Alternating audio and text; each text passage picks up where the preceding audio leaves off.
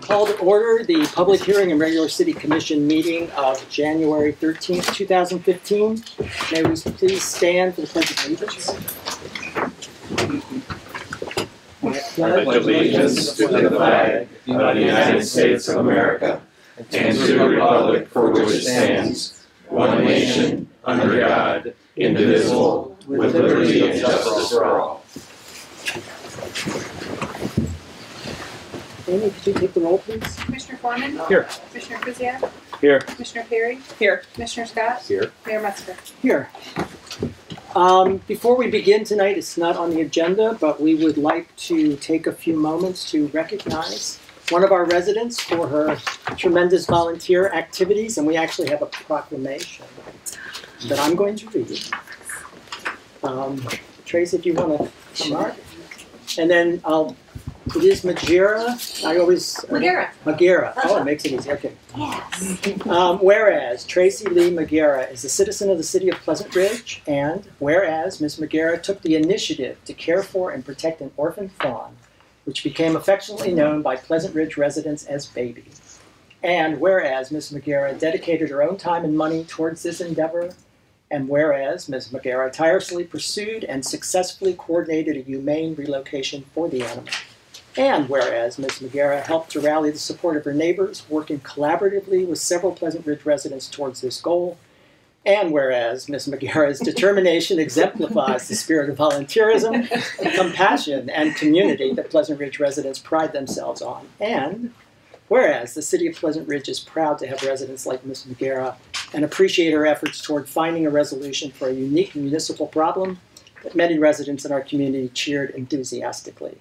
Now, therefore, I, Kurt Metzger, by virtue of the authority vested in me as mayor, and on behalf of the entire city commission and all our citizens, do hereby extend this expression of our sincere gratitude to Ms. Tracy Lee Magira for her outstanding contributions to the spirit of volunteerism in the city of Pleasant Ridge. Yeah.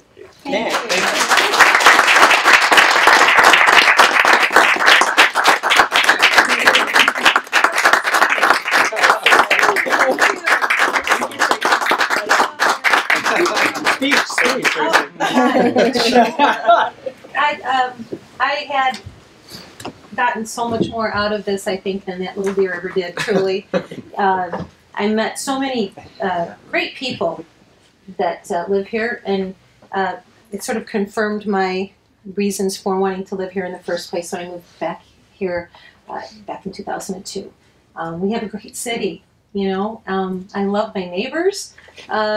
I felt so supported, and I never felt, well, I can't say I never felt like people weren't looking at me a little funny at first, you know, but I guess I really didn't care, and the reason I wanted my daughter to come tonight was because I just wanted her to know that when you find something that you really care about, you should follow your heart and do what you think is right, and if it is right, good things will come of it in the end. So, well, thank you so much for just to add, you did wonders for Pleasant Ridge's reputation. Too. Oh, I mean, it did get, boy, the positive, the positive messages out there. People know where Pleasant Ridge is at. That's right. Right. That's good. That's right. There you go. Thank you. Thank you. Okay, that was fun. Now we move to public discussion, items not on the agenda. Is there anything, there's a lot on the agenda, and hopefully everybody has an agenda in front of them. Is there anything else that anyone wants to bring forth? Okay, that was easy. The next item is consideration of the governmental reports. And tonight we have our new superintendent. I think we'll start with the schools. You're here, Blake. Great, thank you. Thank you all for having me for a couple minutes tonight. I promise it won't be long, so I know, of course, you, as always, have a nice full agenda, as every board does, as mine does also. We're about 6 months into my tenure as superintendent, and we've been taking these 6 months to kind of get a kind of state of the schools. Where are we at? Where do we need to go? Whenever you have a new team walk in, you do want to assess. And as always, same with cities, you know, the state always funds us less and less. So we have to see how we respond to that. So one of our issues as we move forward is looking not only at finances, but what's our evaluation of our academics? What's our evaluation of our facilities? What is long-term, 5, 10 years, where do we see ourselves? The district has done a nice job of doing a strategic plan, and really have 3 guideposts, achievement, equity, and sustainability. So as we start evaluating on that, we find that academically we have many strong areas. We have 2 students actually who are Roosevelt Coolidge students, one who is going to be going to MIT and one that is going to Johns Hopkins. And if you listen to my podcast this week, you'll hear a little interview with both of them, talking about things that I go, oh my God, I never knew about any of that when I was in high school. Talking about making ligaments with stem cells, and so just very proud of what our students are doing. We've been bringing in some new programming as we're looking at what areas that we think we need to be stronger in. One being partnering with Ferndale Montessori to bring in the Montessori program in, as well as we're bringing in Project Lead the Way, which is a middle school STEM curriculum. It's engineering, science, technology, engineering, math, and it's through Rochester Institute of Technology. It is not only a national but an international curriculum. It's in partnership with Eastern Michigan and Lawrence Tech. So Ferndale Middle School students will get the opportunity to have this elective, and that'll go very nicely into our robotics team, which is award-winning, which actually has started up their season, and they'll be doing their competitions here shortly. Another piece we're looking at is partnerships with colleges at high school. And we just did a presentation in the school board with the president and dean of Baker College, where students at Ferndale High School could earn college credit while taking their regular classes. So as long as we align some of our advanced level AP classes to college level, that they could earn those credits that are transferable. The other piece is that students could continue on what's called a 13th year and earn an associate's. And actually, we're doing a program with Ferndale Police Department.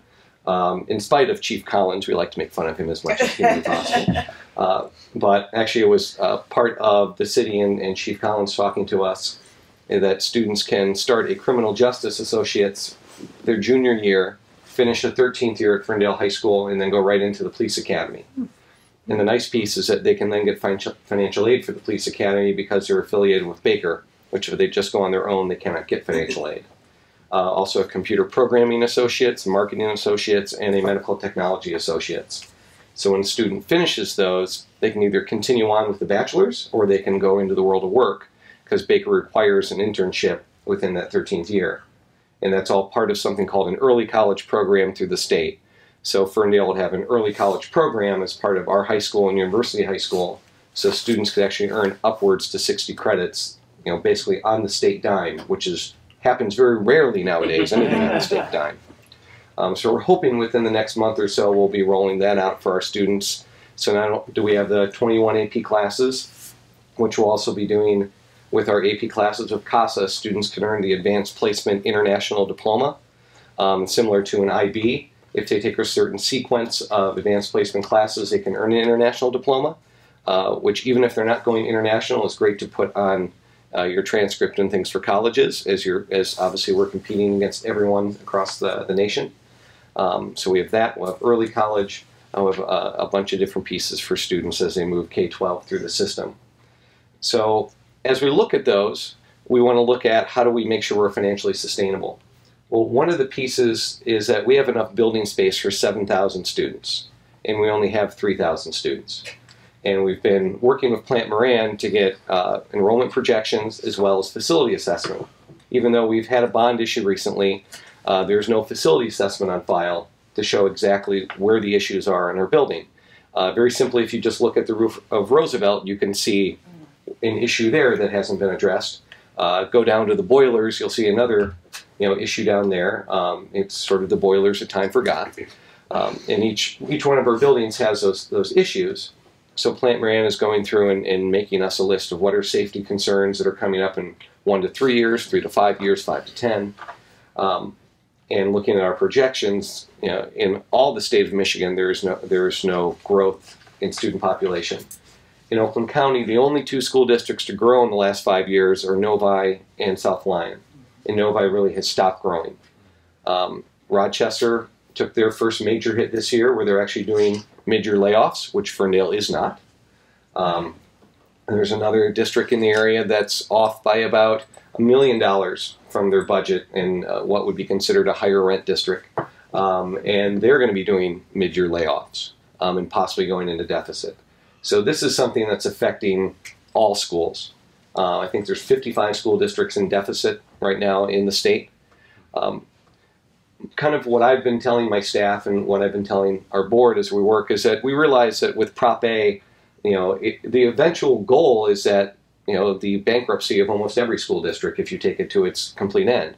My goal is to be the last one in line, not the first. Just watch everyone else fall off the cliff like lemmings, and we can be at the very end of that. And it's very possible we can do that, but one of our big issues is that we have too many buildings for the kids we have. So we have to start looking at what can we do with some of our buildings. I've been talking, with Pleasant Ridge, but Ferndale, Oak Park, Royal Oak Township. What are some other possible uses for our buildings or for our land? The one hard thing with schools is that with the Birmingham case a couple years back, when they tried to sell an elementary, if a charter school gives you the highest bid, then you have to take that, and then you're just putting competition right in your backyard, and just continuing, taking more and more students.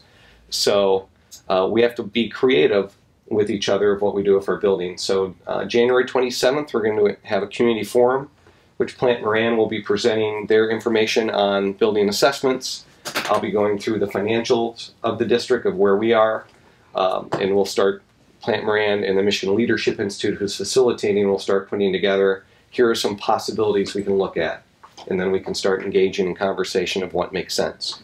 Obviously within Pleasant Ridge, it's the Roosevelt Building.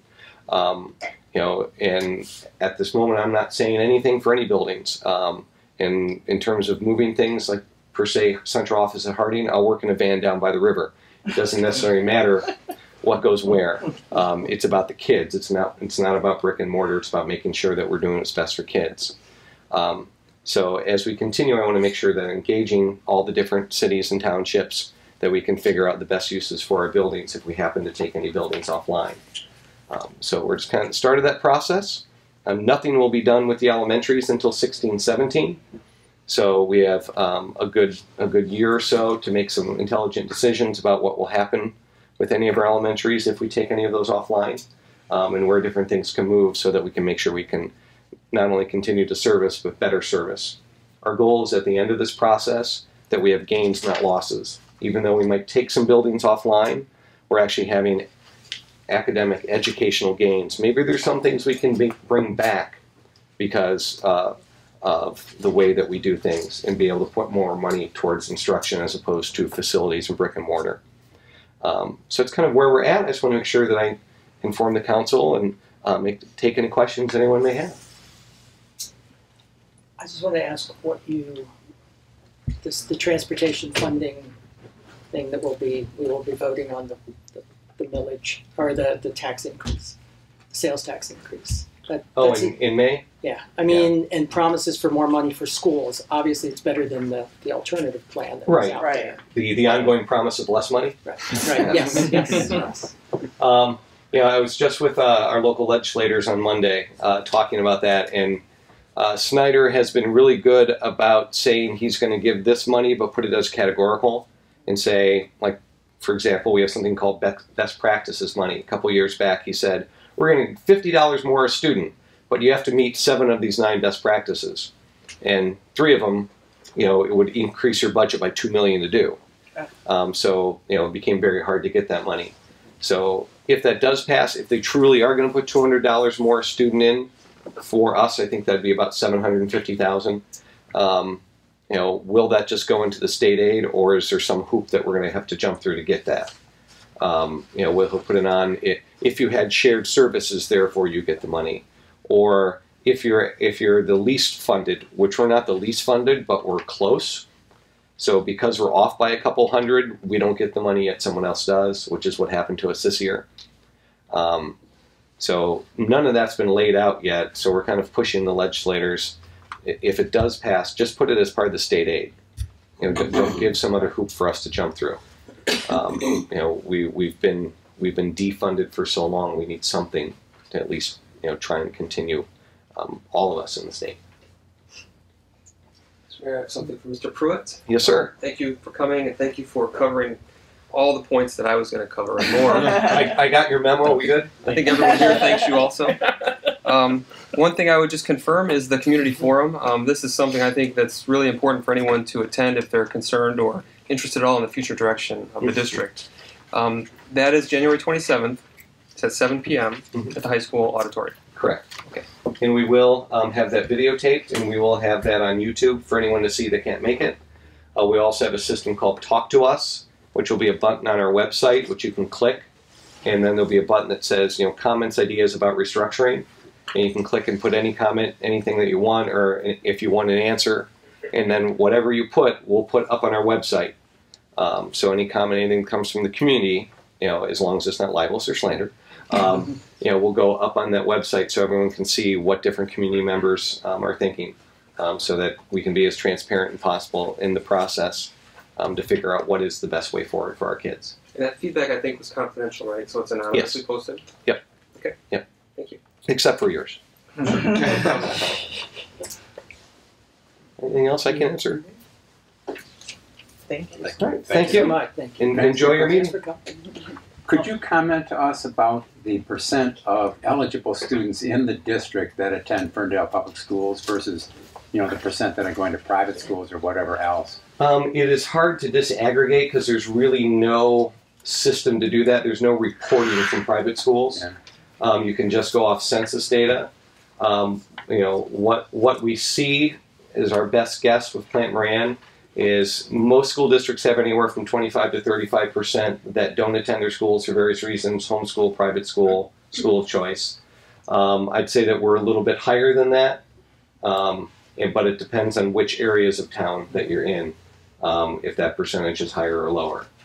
We see pretty much a flat line of our resident population in terms of any growth. Right now we're at, in terms of resident population in the school district, 1,700. So we are, once you do the numbers, at 3,000 kids, you're at about 55% school of choice at total as a district. And our high school building can hold 2,200, yet we have 1,700 resident in our population. So we need to consider those factors of what do we look like financially moving forward. School of choice is always living on borrowed time. Sadly enough, you'll sit with a group of superintendents in the room, and the superintendent will say, well, I stole your kids, and this one says I stole your kids, and we all disagree with it, but we all don't know how to get by it without our districts going bankrupt. So it is a bad system that the state has put in place. Part of that conversation we're going to have with the community is that a lot of our budget issue in the last couple of years has been due to the Digital Learning Center. The way that building was structured in terms of finance was to make a profit to offset the finances of the district. In general, you don't create a building to make a profit, you create a building to educate children. We are spending about $3,400 a kid to educate a kid at DLC, where at Ferndale High School we were spending $10,000. So you can get an idea of that vast difference. Snyder would love nothing more for every school district to say it only costs $3,400 to educate a kid. So that program right now makes us about $1.6 million that offsets other parts of our budget. From my end, if I'm going to offer an education, I'm going to offer solid education. And there is a place for alternative education for many students, but it needs to be a quality education, and we're not there yet. But to do that, we have to pay appropriately. So how do we offset $1.6 million out of a $33 million budget? So there are ways to do that, but it is not always an easy way. So that's part of our overall conversation. How do we get that to the right size? And then to your point, how do we make sure that we are continuing to recruit our resident population? Once students leave, it's hard to get back. But I firmly believe that Ferndale is like the mafia. Once you come in, you don't leave. So how do we get students earlier? How do we get them in preschool, expand our preschool offerings, expand our before and after school offerings, really look at what parents need so that we have that there for them. And so there is something for the parents earlier on and something for the students so they can stay as part of their community and be the next student that goes to MIT or Johns Hopkins or goes to the police academy, with our early college program, whatever it may be. But students can stay within their Ferndale schools so they can see what they have right in front of them. Right. Thank you. Thank you so much. Thank you.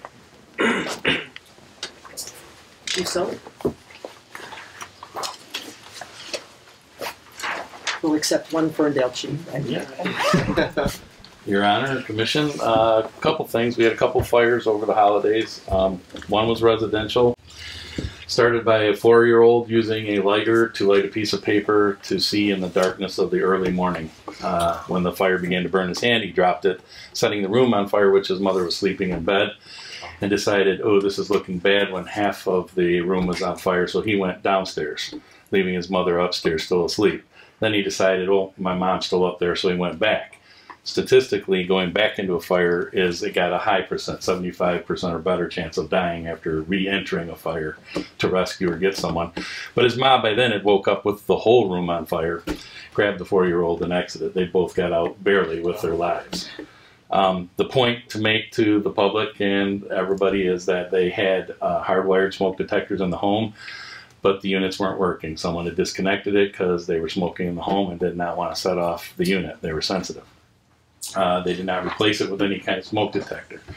Current fire science says that fires double in size about every 11 seconds. So in the time I've been talking, most of this room could be on fire, and it's due to the plastics in our society.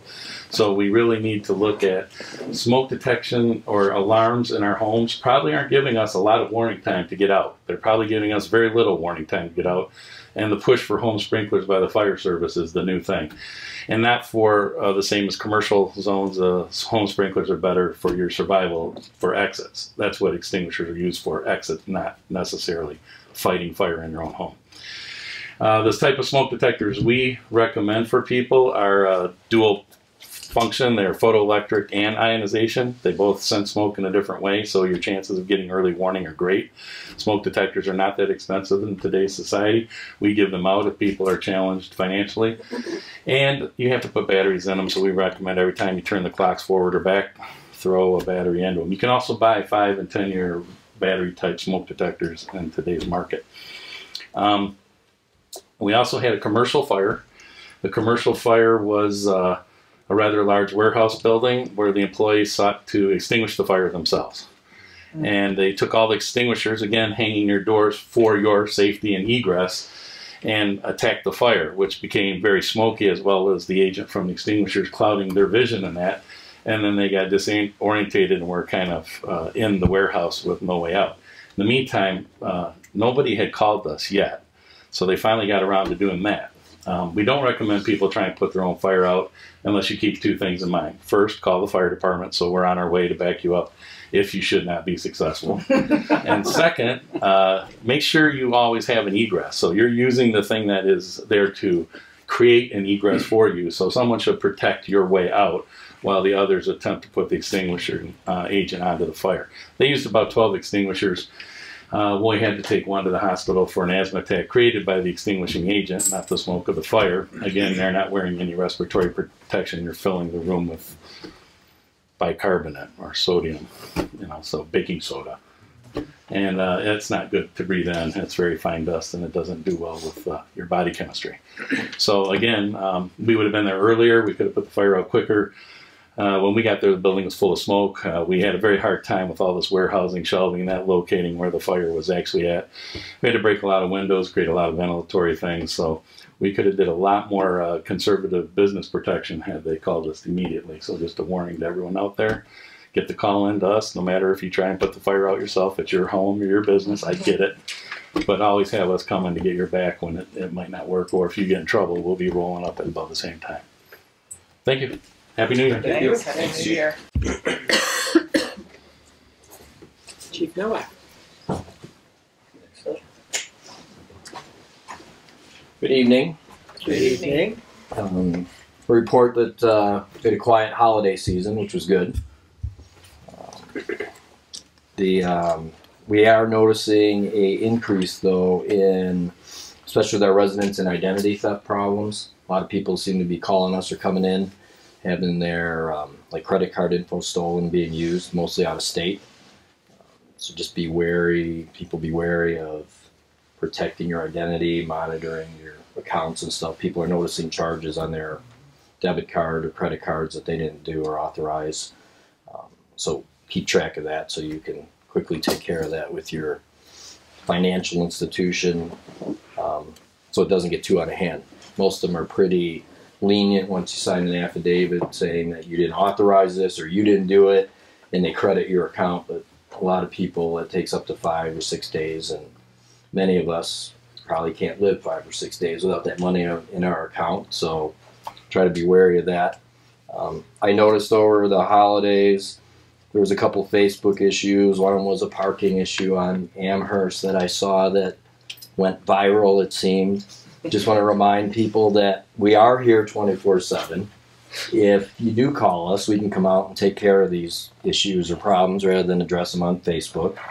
And that we do that.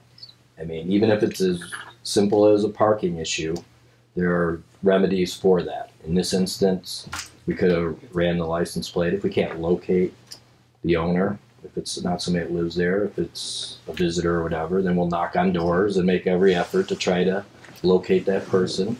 If we're unable to, we could tow that car and issue it a violation, which has been done in the past. So rather than it go viral on Facebook, you could call us on the phone and we'd be glad to come out. A couple other things. We're gonna a decision is made. We're gonna soon promote one of our officers to sergeant, and we're currently looking in the process right now of hiring another part-time officer who just recently retired from Ferndale. So that's basically all I have right now until later on. Okay. Any questions? Mayor? Yes. Okay. Chief, what number should they call you if there is a problem like that? Like a parking issue or something that's not an emergency? The general business number, which Okay. is 248-541-2900. Great.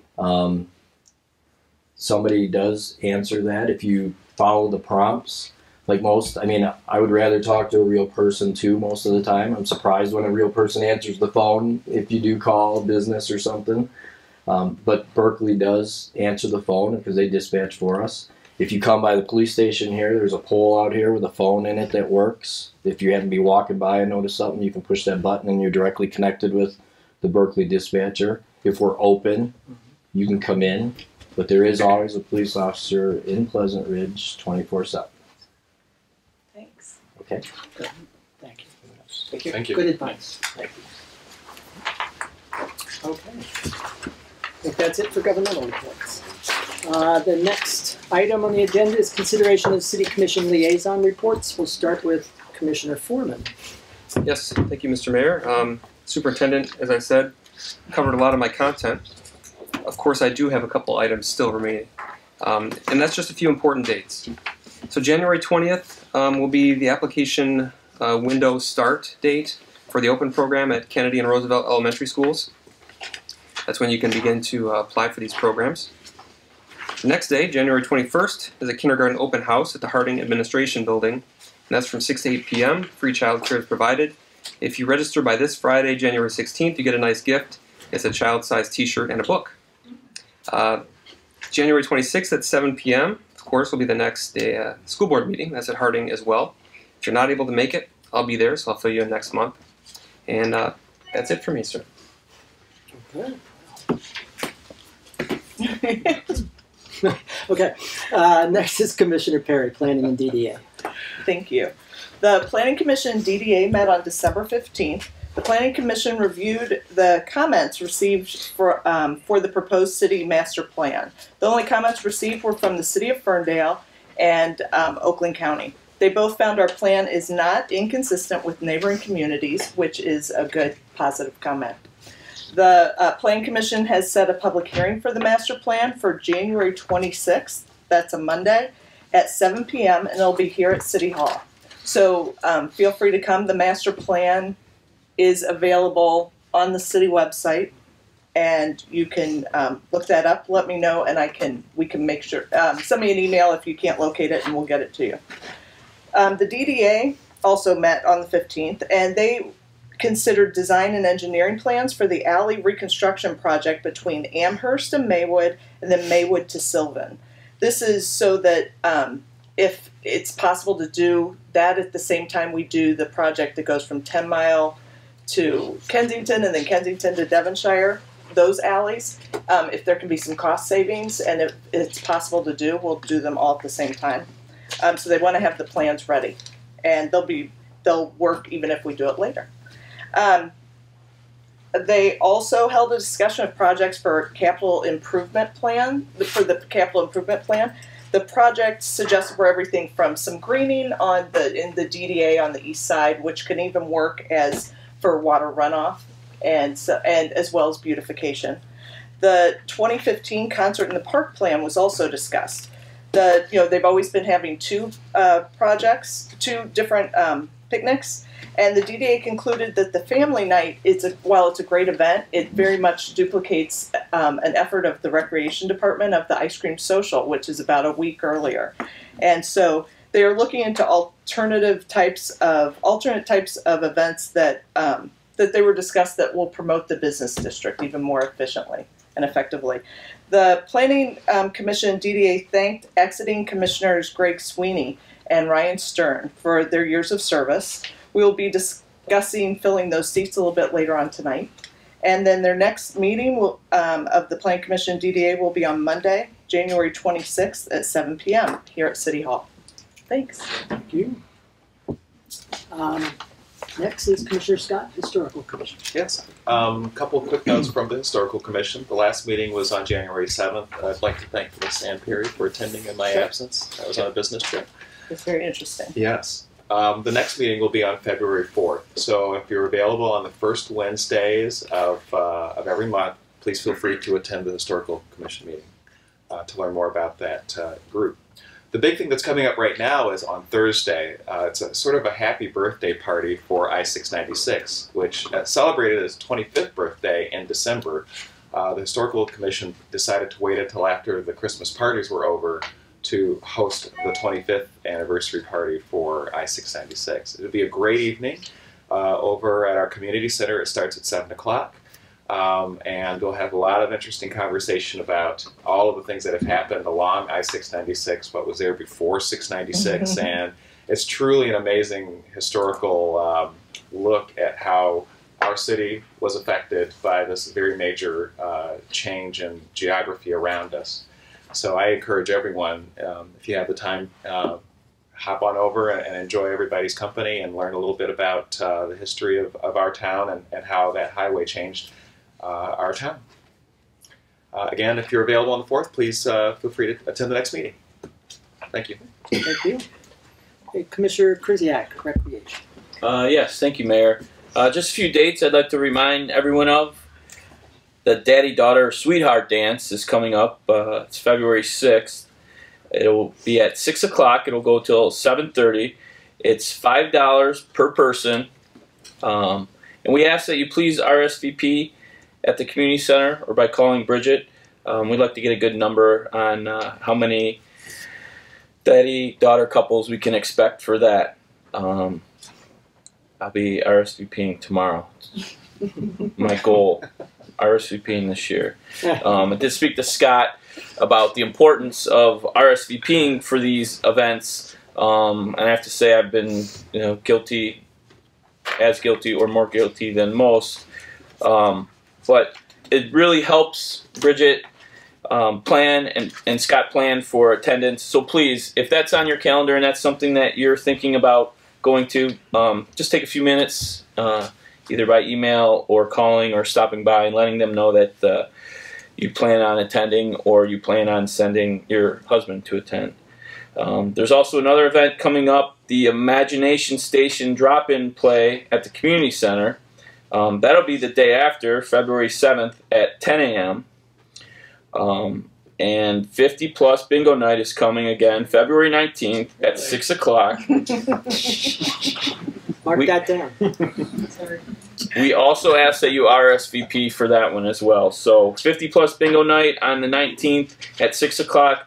Please RSVP if you're planning on trying your luck at bingo in February. And I'd like to, just as Commissioner Scott and others have invited you to the various commission meetings, I'd also ask you if you're interested in any recreation events, questions, or if you have any concerns or things that you'd like to see the Recreation Commission address, or if you had any ideas for the upcoming summer months, please. We always love having residents participate. Our next meeting will be January 28th. It'll be at 7 o'clock at 4 Ridge. They're always at 4 Ridge. And if you can remember, it's the last Wednesday of every month at 7 o'clock at 4 Ridge. So, like I said, if you have something on your mind that's recreation related, please stop on by and join our conversations. And that's all I have, Mayor. Thank you. Thank you. Mr. Mayor? Yes. Question for Commissioner Krzyjak. So I noticed that the new play surface has been installed at Gainsborough and the tot structure. It's pretty cold out right now. I just wonder if there's any requirement for playing on that. You need to be a member of any kind of Polar Bears play club or anything. Can you just go play on it, or is it unsafe? At this point, there's a fence still around it, maybe? So you shouldn't play on it? I'll let Scott answer that because that was a compound question. Yeah, I don't know if Sure. Should we stay away? No, the playground is perfectly safe to play on. We still have the fence around there because there's a small portion of walkway and an area around the new shade structure that needs to be poured of cement.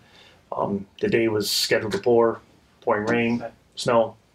So the surface is playable. You can go on there. We just ask if you do make your way on there that you stay away from the shade structure area where that concrete does still need to be poured. That's why the fence is still up. So no RSVPs, right? No RSVPs. Nope. Thank And we will have a more formal opening of the area as the weather gets nicer. So Once again, love those colors. yeah, they came out great, didn't it? It looks great. If you get a chance to go by, please. I'm seeing it. Take a by and tooting our own horn. Go look at Huntington Woods because they have the same type of thing, and they have the wood fiber chips under it. Ours All right. We can thumb our nose at Huntington. Competition. Any other questions? Okay. The next item on the agenda is consideration of the following consent agenda. There's 7 items. I'm not going to read them all, just to mention 3 of them. Consideration of the reappointment of Mr. Dave Beaver to the Pleasant Ridge Board of Review, term to expire December 31st, 2017. And also to recognize that we have a resolution in honor of the birthday of Dr. Martin Luther King Jr. and a proclamation recognizing January as Volunteer Blood Donor Month.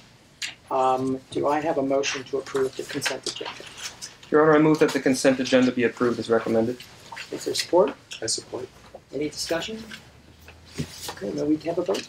Commissioner Foreman? Yes. Commissioner Scott? Yes. Commissioner Krzyjak? yes. Commissioner Perry? Yes. Mayor Metzger? Yes, motion approved.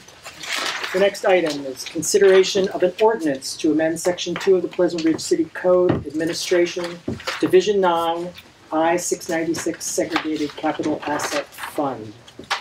Jim, did you want to? Sure. Thank you, Mayor. We have in your packet, and this was also available on the city's website since before Christmas, we have a revised ordinance to amend the SCAF ordinance. We've been discussing this since, I think, September. And at this point, I hope we have a good ordinance that has addressed all of the comments. You'll recall at the December meeting, Mr. Don Gillis was here and offered some good input. We did follow up on that. We made some revisions to the ordinance. City Attorney Greg Mead made those revisions for us. I reviewed those with Mr. Gillis. He came in one morning and we sat down and went through them. And I'm glad to report that he was happy with them. He felt that they addressed his comments and what he was trying to achieve. So much so that he said he didn't even need to come here tonight, but he did say that I could mention that he was happy with where the ordinance ended up. So we accomplished that. We also secured the second, I guess, legal opinion on our ability or the appropriateness of us doing this under state law. That's in your packets. That's been on the city's website as well, available for review. That was provided by Tim Currier, who is the city attorney for Birmingham, and is also working with the city on some other legal matters at the moment. So we felt he was a good resource to tap for this, given his municipal law work. So we have two, I guess, affirmative opinions. Of course, Attorney Needs from July, and then Mr. Courier's from December. So the changes to the ordinance are highlighted and underlined. The changes since the last time this was before you are predominantly in section 2-131, which talks about definitions, specifying that the SCAF fund will consist of two constituent parts, the Parks Special Revenue Fund and then what we are terming the Remainder Fund.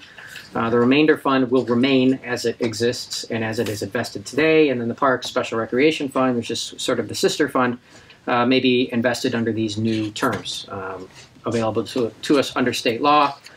And then a further clarification was that money being moved from the Remainder Fund to the Park Special Revenue Fund requires a supermajority vote, as has been the case with SCAF since this ordinance was passed. But moving money from the Special Revenue Fund back to the Remainder Fund requires merely a majority vote.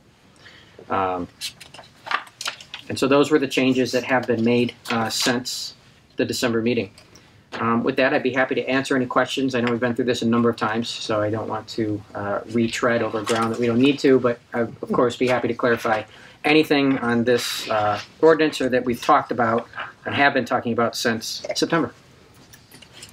Are there any questions from the Commission? Thank you, Mayor, and thank you, Jim, for the work that you've done on this over the course of many months. I know it's been a long haul there, and I know there's been some questions by the Commission that you've handled, and I appreciate that. I also appreciate the timeline that you and the Commission have worked out during this entire process. I feel it was very comfortable for the Commission and allowed adequate input from the residents, so I appreciate your work on that. I would just add, you know, going into this when it was initially mentioned as a way to address some funding issues with the budget, that you know, I was really skeptical and hesitant to really go down this path. But like I said, I really appreciate the time that you and the staff have spent to work through this. I appreciate the outreach to important actors, Mayor Castelli, Attorney Don Gillis. I feel you know, very comfortable with the conversations that you've had with both of those gentlemen over the last few months, and I would just you know, congratulate you on the hard work and the staff in putting this together, because I think it really addresses, you know, a funding issue in a way that you know, is going to benefit the city for many years. So.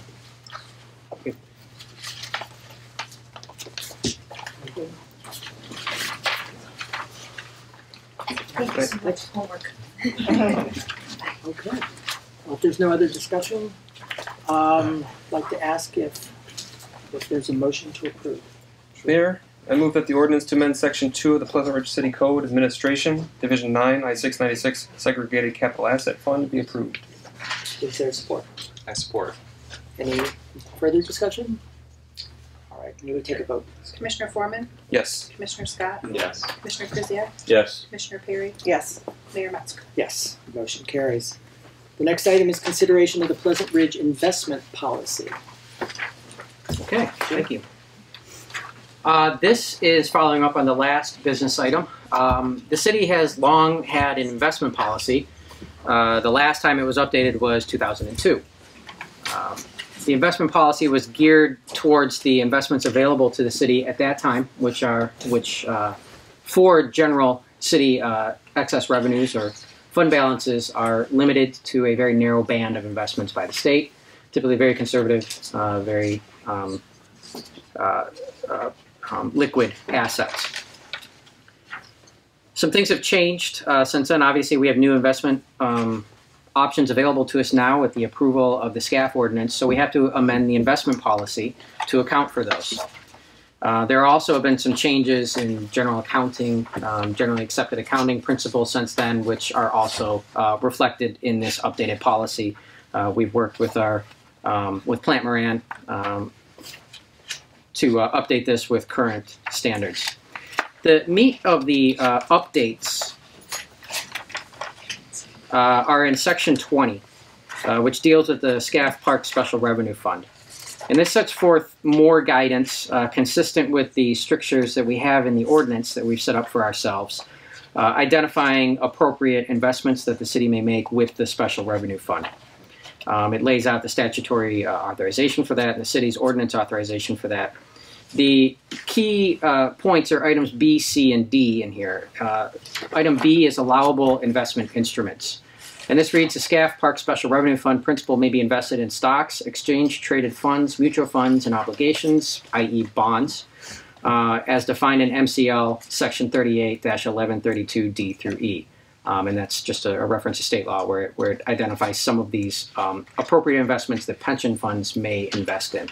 And I would note that we are limiting ourselves further beyond what is allowed for pension funds by state law. So we are being more narrow in our definition of what we can invest in. The SCAF Park Special Revenue Fund may only be invested in securities that are actively traded on a major United States stock index. The use of low-cost index funds or ETFs, exchange-traded funds, is preferred. So what we're doing here is further limiting ourselves, saying we're not going to invest in, a tire shop that's starting up, getting speculative, trying to do, which you can do as part of a pension fund. We don't want to do that. We're saying we're just investing in the stock market on exchange-traded funds, mutual funds, those types of vehicles to limit ourselves to, I think, appropriate and safe methods of investing this money. Use of investment returns. This is item D, and this sets forth a little bit more detail what the City Commission may do with the advice of the Investment Committee. And that says that the City Commission shall determine annually what interest, dividends, and gains shall be retained in the fund and what should be used to support parks operation and maintenance, with the following stipulations: that the principal balance shall not be diverted or spent except in accordance with the provisions established in the City Code, which is the ordinance which we've just passed, and that it shall be added to over time at a rate that exceeds the annual rate of inflation to preserve the special revenue fund's value in perpetuity. So basically we want to maintain the principal balance over time. Because $3.2 million today, which is basically what's in SCAF, isn't the same as $3.2 million in 1995. So over time, inflation erodes the value of your funds. So we want to make sure that we at least keep up with inflation.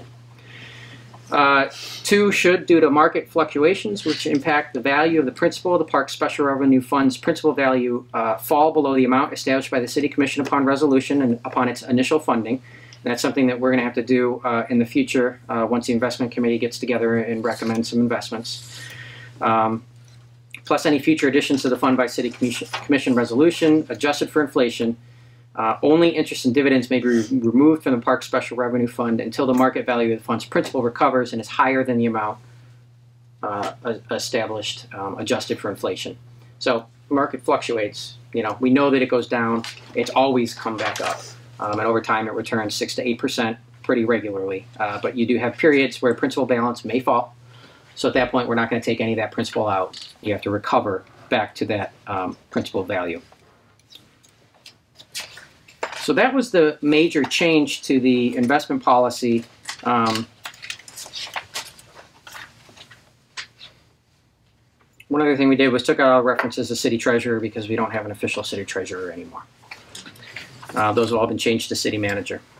I'd be happy to answer any questions you have on this or clarify anything that's in the investment policy, but this is before you for adoption of the revisions tonight.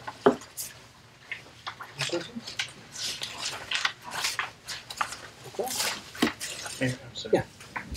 Just real quick, Jim, Section 5, when we talk about responsibility for the program, I know we've talked about the investment committee,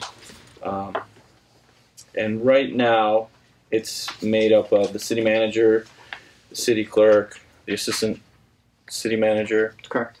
And Plant Moran. Plant Moran. Our representative from them. And former Mayor Caselli was also a member of that. Correct. So we're retaining Mayor Castelli. Well, that's our next item. Comes in next. Okay. As far as the makeup, I guess this is my question. The makeup of this committee can be added to at any time by the city commission Yes, by a simple majority. that's correct. Okay.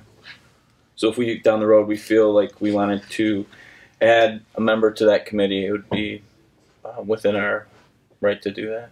Yes. Thank you. Anything else?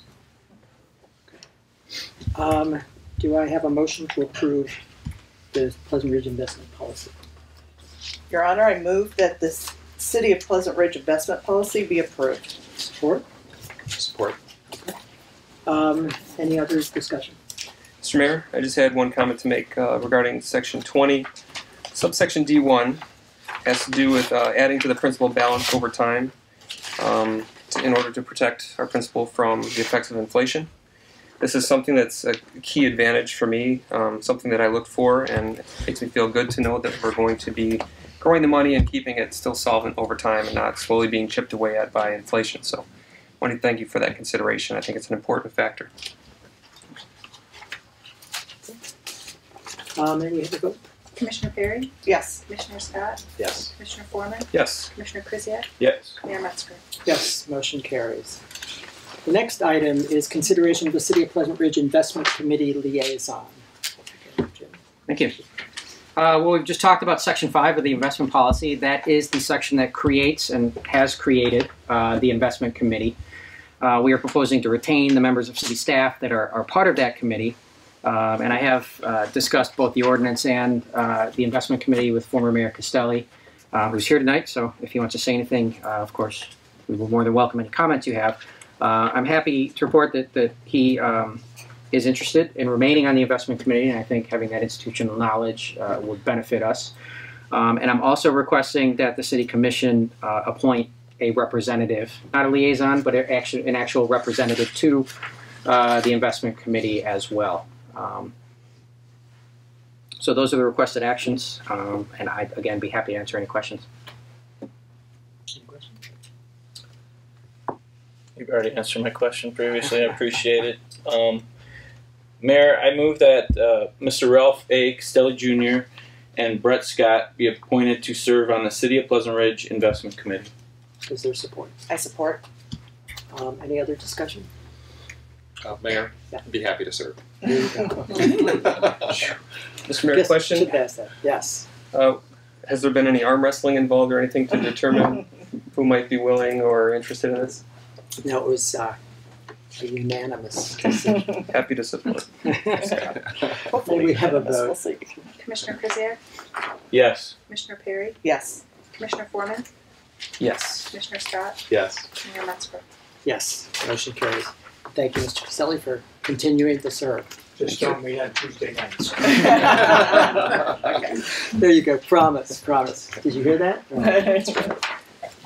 So I would add that we will now get together and we have to actually figure out the mechanics of all of this, and then we'll bring back a recommendation for actually funding the special revenue fund. Thank you. Okay, so the next item is consideration of supplemental appropriation number A-201-5-00. Good evening, Mayor, Commission. Just real quick, just some housekeeping stuff, moving budget items around. We've got a couple of increases to some of the revenue items in the general fund, a couple of increases to some of the expense items in the general fund. Those do not affect the fund balance at all. We've just see that we've had some more permit revenues, so we're increasing those, and we had some expenses and personnel costs. We put the budget in place before we had 2 other personnel, so we're moving that stuff around. And there's also an increase to the street fund for some increased salt costs. If I may, Mayor, this is Cheryl Stubblefield, who I believe have you been before the? I don't think so. Okay, she's our representative from Plant Moran. So welcome to Cheryl. Yes, well, we see you so often. I Yeah. guess. I don't know everybody, but okay. And I would just add on that we were doing our mid-year checkup, and I'm happy with the state of the budget. We're on track. There's no real major surprises that we're looking at, so I think we're in good, fine shape right now. So just want to add that. Are there any questions from the Commission? All right, do I have a motion to approve the supplemental appropriation? Your Honor, I move that the supplemental appropriation A-2015-001 be approved. Is there support? Second. Any other discussion? Okay, may we take a vote, please? Commissioner Perry? Yes. Commissioner Foreman? Yes. Commissioner Krzyjak? Yes. Commissioner Scott? Yes. Mayor Metzger? Yes, motion carries. The next item, consideration of an ordinance to amend Chapter 26 of the Pleasant Ridge City Code, Zoning, Article 12, Schedule of Regulations, Section 26-12.2, General Requirements, and Article 13, General Provisions, Section 26-13.1, Accessory Uses to prohibit accessory dwelling units. Before I open the public hearing, Jim, you're going to have a presentation. Yes. So on the agenda tonight, we actually have items 12 and 13, both of which are dealing with the accessory dwelling unit question. I think what I'd like to do is give an overview of both ordinances at this point. We're going to have public hearings and discussion and motions for both items separately, but they are related. This is a choice. We have an ordinance to prohibit accessory dwelling units, and then we also have an ordinance to permit them with a raft of restrictions on that permission to potentially have an accessory dwelling unit. This is something that really sprang up out of the fact that our ordinance right now is silent on this issue. There's a couple of very common zoning provisions and zoning ordinances that we lack for whatever reason. It's interesting. I can look at a zoning ordinance and kind of read its family tree. When zoning was being created, really in the 20s, 30s, but mostly after World War II, I think there was Adam and there was Eve with zoning ordinances, and you can tell today which branch that they came from. So that's an aside, but our ordinance wasn't added with the provisions that have been added in many other zoning ordinances to deal with accessory dwelling units. And the ordinance to prohibit, basically what it does is add those kind of general, customary, and standard prohibitions that prevent accessory dwelling units from coming in. Because our ordinance didn't have those, what we had was we had homeowners building very tall garages, which were dwelling units in practice, but not in name. We allowed 18-foot tall accessory structures measured to the midpoint of the roof. So that functionally allowed for a second story on top of a garage, which then if you run plumbing and electric or gas out there, you can have a dwelling unit up in the second story. We had no way of prohibiting that. So we had a couple of those that came through. The Planning Commission picked this up about a year ago, looking at what do we do about this. We need to clarify in the ordinance what we as city staff administer when people come in with these applications. In the meantime, last month, the City Commission adopted a reduction in accessory building height. So now accessory buildings are limited to 15 feet in height as opposed to 18 feet where it was. This is very consistent with Berkeley, Birmingham, Huntington Woods, Ferndale. This is a very typical and common maximum height for accessory buildings. By going to a 15-foot height, what we've done is you can still have a loft space or a space above your garage on a second story, but by lowering the maximum height, it's less livable. It's okay for a place to hang out, for a place to maybe use as a artist studio or storage or man loft or whatever you want to use that for, but it's difficult to live in because you just don't have the space for day-to-day uses. So that was the first step in addressing this issue. With that, I think I will run through. I'm hitting the wrong button. My apologies. Okay, so I've already talked about this slide. Tonight we have two options to address this. One is to prohibit them outright. The second is to permit them as a special land use subject to requirements. I would note that both options are more restrictive than the situation that we've been operating in for years and years until a few testing cases came before us that really pushed the limits of what we could do and approve and manage. So we're asking the City Commission to approve one option and reject the other one. The ordinance to prohibit. Again, this is standard and customary language, so section 26-12.2 would add that only one dwelling unit shall be permitted per lot of record in single-family residential districts. And then item section 26-13.1, which deals with accessory structures, would add a new item 9 that prohibits a combination of services being run to an accessory building that would allow its conversion to habitable space.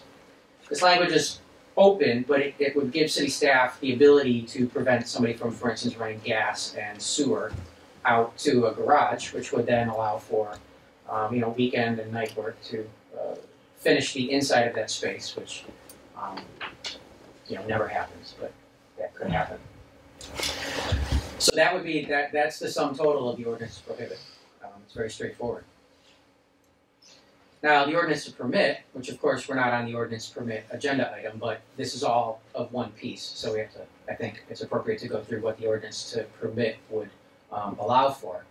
It would allow accessory dwelling units as a special land use in single-family residential zoning districts. And the effect of that is special land uses require a public hearing before the Planning Commission. Notification is directly mailed to all properties within 300 feet of the site, so all nearby neighbors would get notice. That's also noticed in the paper and on the city's website. And then this is a discretionary, key word here is discretionary Planning Commission decision. The Planning Commission can reject special land uses based on the discretionary criteria set forth in state law, in case law, and in our zoning ordinance. So just because we would allow 4 accessory dwelling units does not mean that everybody could go build one. They would have to get permission first and meet a number of specific criteria. Specific criteria, what are those? Right now in the proposed ordinance, there's a minimum lot area of 5,000 square feet that's required. We'll talk about more about this in a moment. The accessory dwelling unit may not exceed the lesser of 750 square feet or 25% of the gross floor area of the principal dwelling unit. And then the location for an accessory dwelling unit can be in an accessory structure only. The reason when we were crafting this language, we limited it to accessory structures only is because one thing we don't actually want is our single-family housing stock being divided up into 2 units inside the house. That's a fundamental change to the single-family character of our principal dwelling units. By putting these in an accessory structure only, you can remove or mothball or eliminate the accessory dwelling unit, and it doesn't impact or change that character, the single-family character of the principal dwelling unit. There is a 3-foot side and rear yard setback requirement. This matches what the setback requirement is for an accessory building right now. This was an item of discussion at the Planning Commission, 3 or 5 feet, what might be more appropriate. What also enters into play is we have these side yard sky plane setback requirements, which were adopted last month, which could potentially allow or require a larger setback for a taller accessory structure that would house an accessory dwelling unit. And then finally, no visible entrance into the dwelling unit from the principal street frontage. That's really just an aesthetic issue.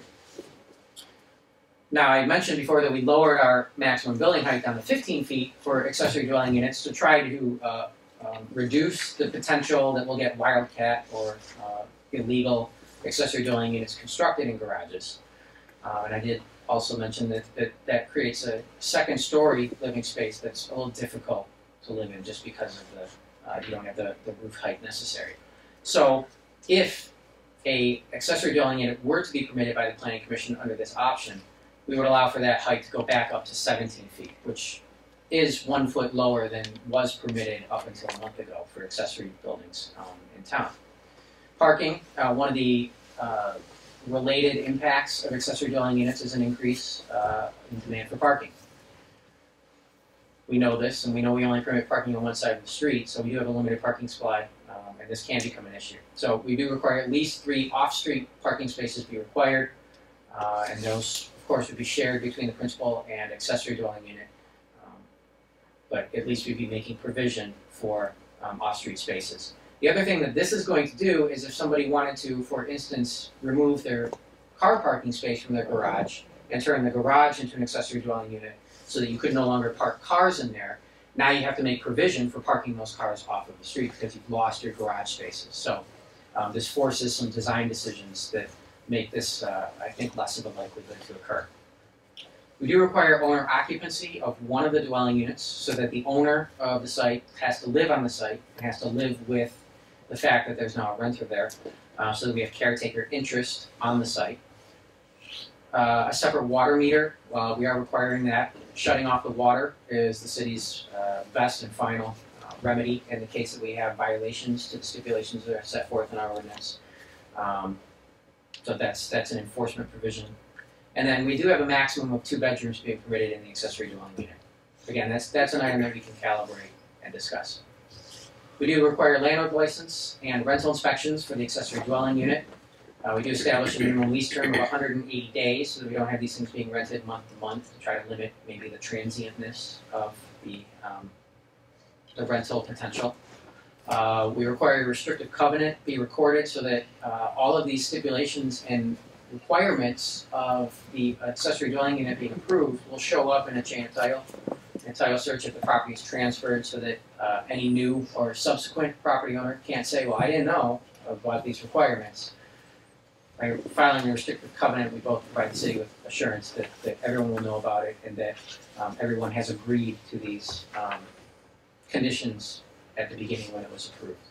Then we do have a number of enforcement provisions as well if we do find that one of these accessory dwelling units is not being operated consistent with its approval. So one thing we commonly hear is there's oftentimes a desire to accommodate accessory dwelling units for family members, for grandma, for older children who come back home. And there's this desire to allow that space to happen in a garage, over a garage, in a house, for family members and not for rental. I have concerns about that kind of ordinance provision because the problem is possession is 9/10 of the law. Once you allow for an accessory dwelling unit, 10 years from now, 20 years from now, it becomes an ongoing enforcement issue. And what happens if somebody is in that space and then through the city, do we have to stay on top of people to provide proof of relationship? We have to, basically check birth records to make sure that these are being operated in the right way. It's problematic. It would be troublesome. And I don't like the idea of going down that path. I always say, if you're going to allow for these accessory dwelling units, don't put blood relation stipulations on them because you are functionally allowing for a rental unit, whether you like it or not. There are options for people. If we prohibit accessory dwelling units, there are options that people could do to accommodate family members. You can build an ensuite bedroom, with a bathroom that somebody can live in semi-privately, as long as you're willing to share a cooking facility. But if it's your mother-in-law or your, a relation of yours, I don't think you should mind sharing a kitchen facility with them. That shouldn't be onerous on you. So, for that reason, I would not recommend adding in any kind of blood relationship requirements for these kinds of units. So I mentioned there are some potential adjustments. One thing that I was asked about last month was minimum lot area. Is 5,000 square feet the right number? Greater. We'll get to that in a moment. I've got some maps for you. Setbacks, 3 or 5 feet. This was a discussion item at the Planning Commission, and I've been asked about this by a commissioner or maybe 2. I don't recall exactly. So we could increase the setback requirement, but what happens about existing structures that are set back at 3 feet? There's ways we can address this through some language in the ordinance that newly constructed structures would have to be set back 5 feet, but that the Planning Commission could allow an existing structure that would be added onto or converted to remain at 3 feet. Bedrooms, the maximum could be reduced from 2 to 1. There'd be really no issue with that. And then suspension or removal. Right now our enforcement provisions state that if the accessory dwelling unit is being operated illegally or not in compliance with the terms of its approval, that before the city would shut off the water or move to evict, that the tenant would be given until the end of their lease term. But of course the question came up, well, what if they have a 5-year lease term? Where does this put us? So one potential way of addressing that would be giving them until the end of the lease term, or 6 months, or 3 months. You know, that number is really just a question of what's reasonable, whichever is sooner, so that we limit ourselves to indefinite exposure to a bad situation. So I talked about the parcel area analysis.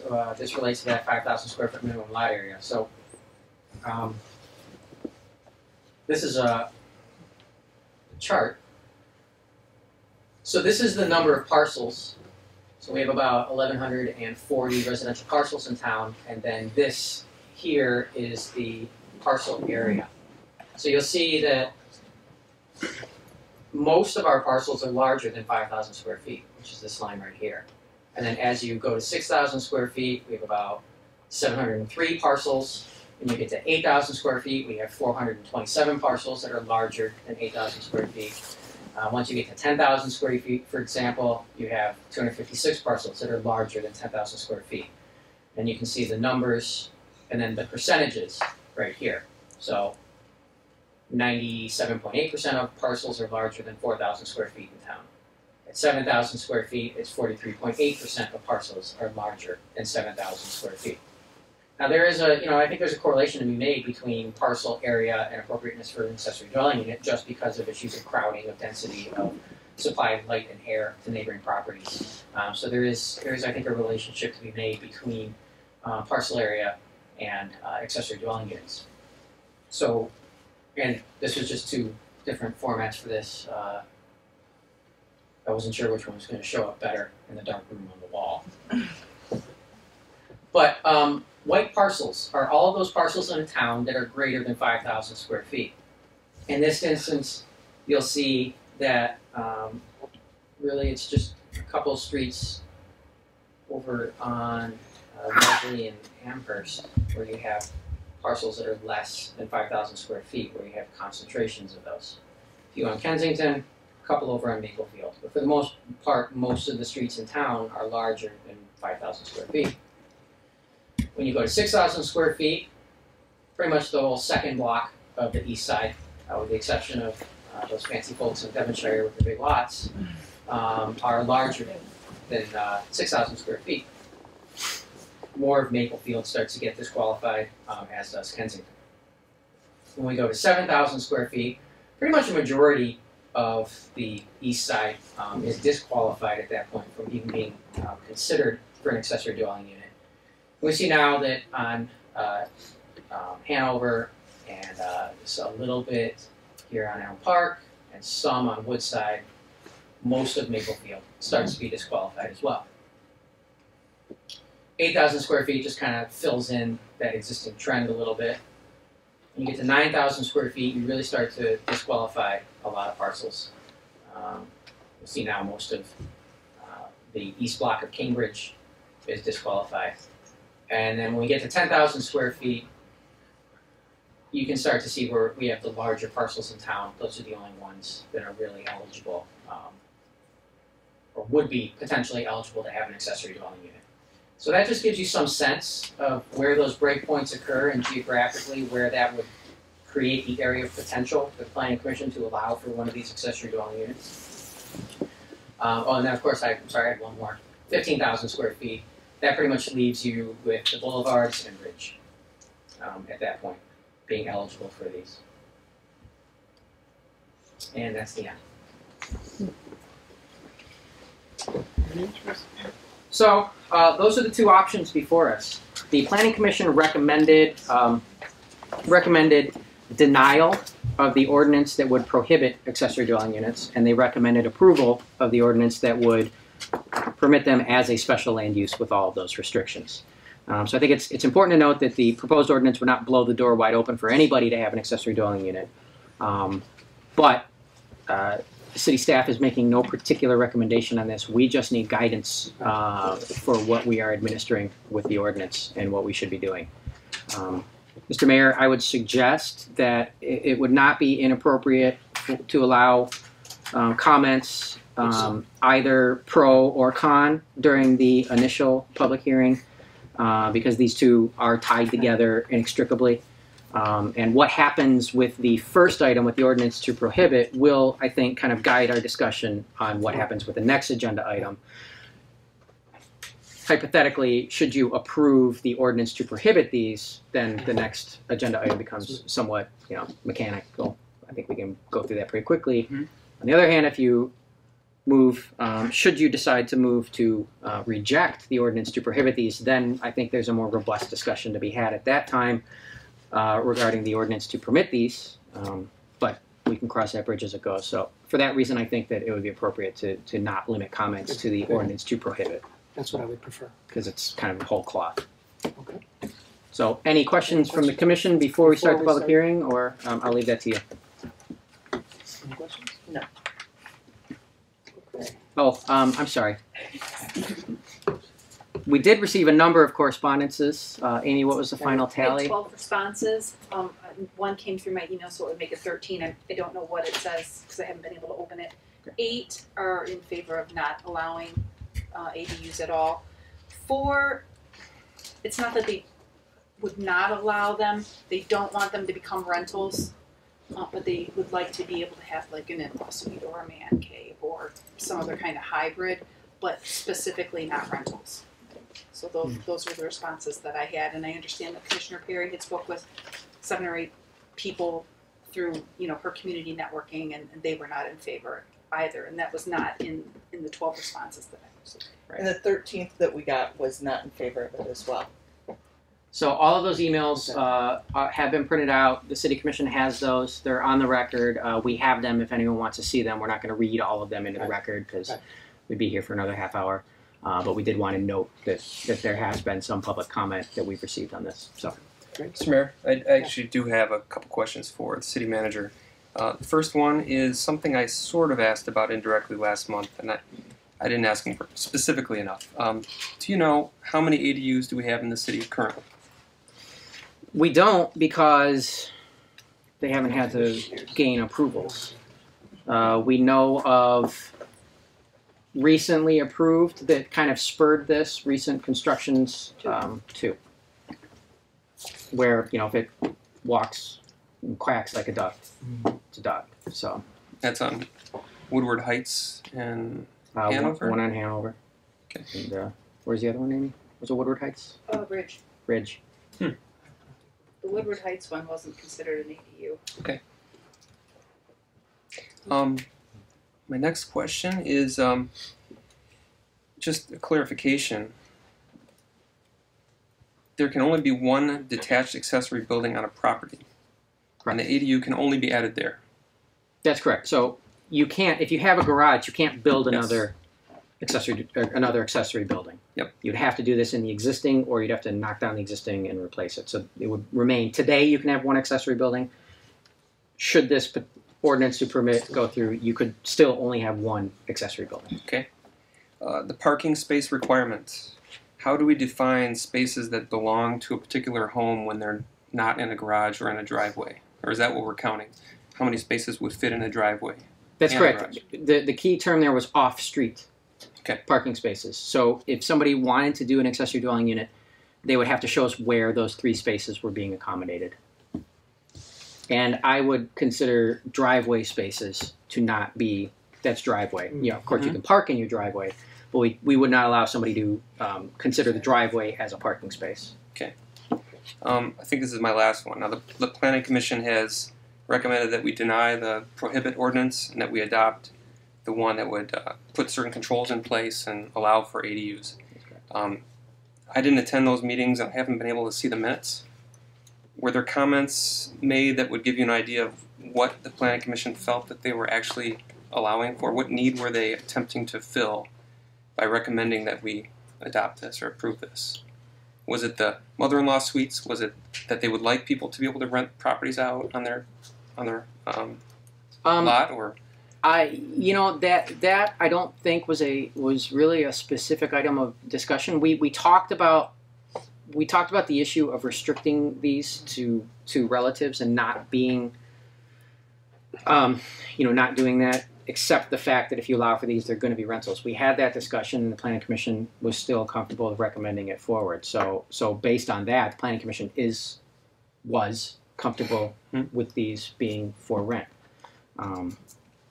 That's my, I guess, my impression Definitely. of the discussion. Yeah. And if that was inaccurate, Ann, I know you. No, they attended definitely those were meetings. open for it being, the units being allowed to be rentable. Yeah. And that was like the mission and the intent of a couple. Because there had been some discussion about putting in that family member restriction, and I conveyed again to the Planning Commission I don't think that that's really a realistic thing that we can enforce over the long term. So, do it or don't. Don't half measures won't cut it here, and so they made the recommendations they made. Okay. So I think they were well aware. All right. Thank you. Mayor, question to our city manager. It had not occurred to me to ask before. Do we know what the average square footage of homes, the first floor level of homes is? So that what the 25% would add up to? Well, the 25% is not limited to the first floor. Okay. So by the construction of the ordinance language, it's 25% of the area of the principal structure. Got it. So that is first and second floor. Okay. So, houses in town generally run from 1,100 up to, maybe 4,000 square feet. Okay. Generally. Mhm. So So it's entirely possible that some could end up being 750 square feet Yes. based on being greater than 3,000 square feet. That's right. And our accessory building ordinance limits garages to, I believe, 750 square feet right now. So that number is based on the fact that you could have a 750-foot garage. We're not increasing the footprint of a garage that you could have. We're staying with what our maximum garage area is now, with basically the conception being that you'd have the garage and then the second story sitting right on top of it at the same area. So we didn't want to increase lot coverage for accessory buildings beyond what's allowed for today. Thank you. Any other questions? Mayor, if I could, just real quick. I guess this would be if there was an acceptance of the prohibit language, and this was an amendment to the zoning ordinance.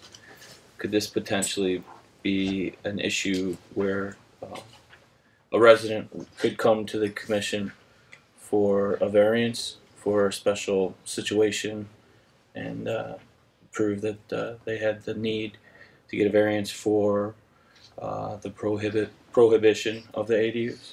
Yes, in that case it'd be a use variance. But as a city we are allowed the authority to grant those. The Zoning Board of Appeals could. So that is a potential. Thank you. Mayor, one other quick question. One new phenomena, Airbnb, this notion of owning a home but not necessarily living in it and renting or leasing it on a daily or weekly basis. Would this essentially prohibit that in Pleasant Ridge, or only for accessory dwelling units? This would only prohibit you from having an accessory dwelling unit. Because of course the tenancy of a home, we can't prohibit renters. So we have many houses in town that are rented. So we can't prohibit renting. So Airbnb is another issue entirely that's really sort of nebulous and undefined at this point. But this wouldn't prohibit somebody from renting out a room in their house or renting out their whole house on Airbnb. It just, you couldn't have another dwelling You couldn't unit. rent your accessory dwelling unit because you have to rent for more than 6 months. Right. Yeah, exactly. Okay. All right. Thank you. Anything else before we open the public? Okay. I open the public hearing, and as we said, please reopen on both sides. Pro and A life safety issue. Are we going to have a way of addressing if you do go forward and allow? And building codes, do they have to follow the building codes of a garage outside unit or a home unit? So in other words, could they have an occupancy with no windows, no secondary egress in the back of a property with cars in the driveway? It'd be very difficult for us to access, and people could be trapped and burned alive. They would have to meet all the building code for a habitable structure. Okay. So they would have to have a window somewhere in there. Okay. Yes. And addressing, they would get their own separate address. Okay. Perfect. Thank you. thank you. Please give your name and address. Mike Weeder, I live at 8 Hanover. I just wanted to start, as I usually do, by thanking you for donating your personal time, which is very valuable to most of us, to be on the commission and the mayor. And also to tell Jim, I think you're doing a great job, Jim. Things have come along very well. I just have a couple of questions about this. The 17-foot allowable limit is mid-slope on the roof. So I think when you get a lot of public feedback, you might want to make it clear what that means. So that may mean that a roof could be, what would it be, like 24 feet. So it's like on Hanover, the accessory dwelling unit is a house. It's not an accessory dwelling unit. It's a 2-bedroom home with a garage below it. But that's in the prior time when it wasn't prohibited, so that's fine. A couple of questions, though, that I sent to Ann, but my understanding is that, say, the properties on Ridge Road, which are very large, they would be limited to the 750 square feet. That's the caveat that doesn't allow them to get past, even though it might be less than 25% of the house. Am I correct on that one? That's correct. Okay. Will the ordinance prohibit tearing down a current structure to add a new structure, or will it be allowed to simply say, well, there's a garage there, but we'd like a really nice garage with a second floor, and tear that down? It wouldn't prohibit tearing down an existing structure. Okay. I understand the idea of allowing someone to expand their home, which I think is a very good idea. People should be able to do with what they want with their home. Currently, it's a 30% of the lot square footage. That's the square foot of the house. Is that what I'm understanding, your coverage issue? One thing I want to clarify, Mr. Mayor, would you like me to Yes, answer these please. in sequence, Yeah. or do you want to answer them all at the end? No, go ahead. Okay. I think it'd be easier. For the R1C and R1D zoning districts, which are our smaller lot zoning districts, primarily on the east side, but there's a number of streets on the west side as well that fall in the R1C and R1D. When we did, I mentioned in passing the sky plane side yard setback requirement that we put in last month. That's, to summarize what we've already done, that was basically an anti-Bigfoot housing provision to make sure that houses provide that adequate supply of light and air to neighbors. We don't get inappropriate houses next door. When you think about the buildable area on a lot, it's a cube. We have the setbacks and we have the maximum building height, and it creates a three-dimensional box within which you can build your house. So when we put the side yard sky plane setback requirements, it shaves off a corner of that box. So you lose some buildable potential. And recognizing that there may be different needs, I guess, strong want is a need, I guess, for what we expect out of housing today, and the fact that we want to keep people here, folks who might have bought on the east side and want to remain in place with a growing family, requiring additions to the house. We increased the maximum lot coverage in the R1C and R1D districts from 30 to 35%, which allows for a little more horizontal ground coverage with that side yard sky plane setback, making sure that they're hopefully compatible additions. That is, this is a long-winded answer, but that's based on the lot area. So it's not based on anything we do with the house. That's lot area. So if you have a 5,000 square foot lot, you can cover up to 35% of that now. Okay. And the accessory buildings are counted. The original drawings were very helpful that I saw. I can't remember where it was. You might have sent it to me, Ann, but it was an original description that contained that information. I guess my point is actually, it's being sold as the ability of somebody to expand their house. If you live on the east side, you maybe want to add a bedroom. Your family's expanding. But that's not really the accessory dwelling unit, right? That is related to the up to 35% now square foot of your home. Right. So if you want to add on a kitchen or you add on a bedroom, you can do that under that ordinance as long as it's within code. Now we're talking about a completely different issue, and that is really rental units, or, your kid comes home from college, they by and large, either they live in the basement or you get some other, hopefully far away from you, bedroom for them. I'm not making comment about college kids, but I was in college once. So I think that should just be clarified to people that this is not an ordinance to allow you to add on to your existing home, that's already there.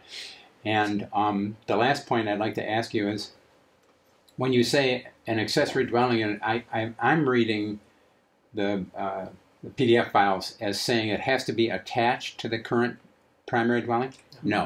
Okay. It's definitely separate. So this can be it has to be separate. unattached. Okay, and that, I thought in the original documentation that I read, there was some distance restriction. In other words, it can't be at the very back of the lot.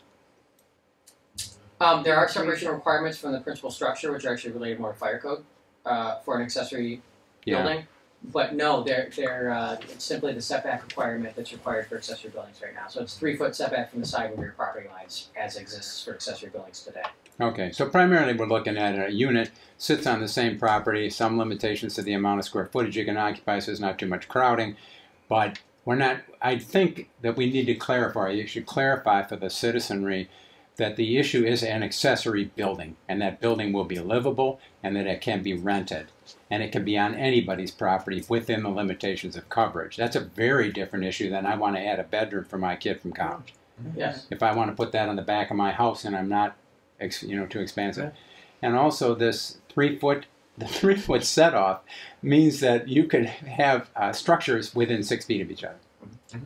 Okay, and I guess it's currently 3 feet, right? So, and your desire is to allow then an addition that would go up on a current structure, but you'd be talking about a garage that was 3 feet from the fence, and then your house is 3 feet from that, which is unlikely, right? Because the garage is usually next to the neighbor's garage.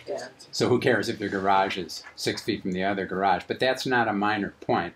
If it's someone's garage that is abutting the property line 6 feet, you might as well get rid of your windows, right? If you're going to go up to a potentially 24-foot high roof. So that's not a minor point as to what you could possibly do with the properties.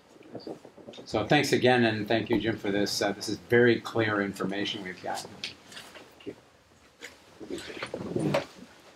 Mr. Mayor, Lauren Howard, 22 Oakland Park. I have a question. When I was looking on the website, I couldn't originally find the ordinance, and the city manager immediately got back to me and said that it would be posted the next day. But that was just a couple of weeks ago, and I noticed also on the website that it looked like the Planning Commission had a public hearing on this. Was it posted on the website for that public hearing? A copy of the ordinance? And then it went away for this group until I asked about it? I don't know that we posted the ordinance to the plan. It would be in their the meeting. Commission packet. It was in their packets. Yeah. In its form at the time. In its form at the time, and then the public hearing notice is the public hearing notice. Right. that's on Are the site. planning commission packets still there? Or those taken down?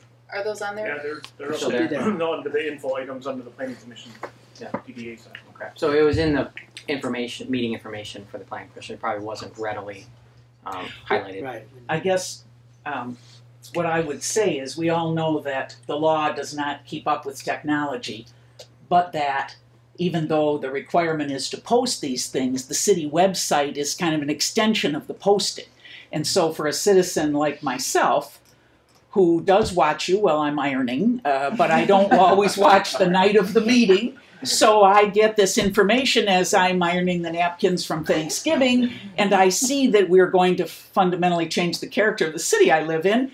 I'm concerned about that, but it seems to me, when I was investigating this, even though the city manager was very quick to get back to me, that I should have known about this. It should have been posted on the city website in October when the Planning Commission was talking about it, so that there could be more citizen engagement on this issue. I really can't fathom that my neighbors all really understand what this ordinance is. Could possibly do for the city. And the map was very helpful because, as I'm thinking about this, I'm thinking that there are only a few houses that would be able to do it. And in fact, the reverse is true. There are only a few houses who can't. And so we would have on our lots 2 dwelling units with, even if they're the most tasteful, beautiful, designed by Kathy Cavazos houses, very good looking structures, and grandma is in it. You've got grandma and the college student in the dwelling unit in my backyard. Grandma and the college student are going to generate recyclables. They're going to have a little blue plastic thing outside their door. They're going to have a couple garbage cans.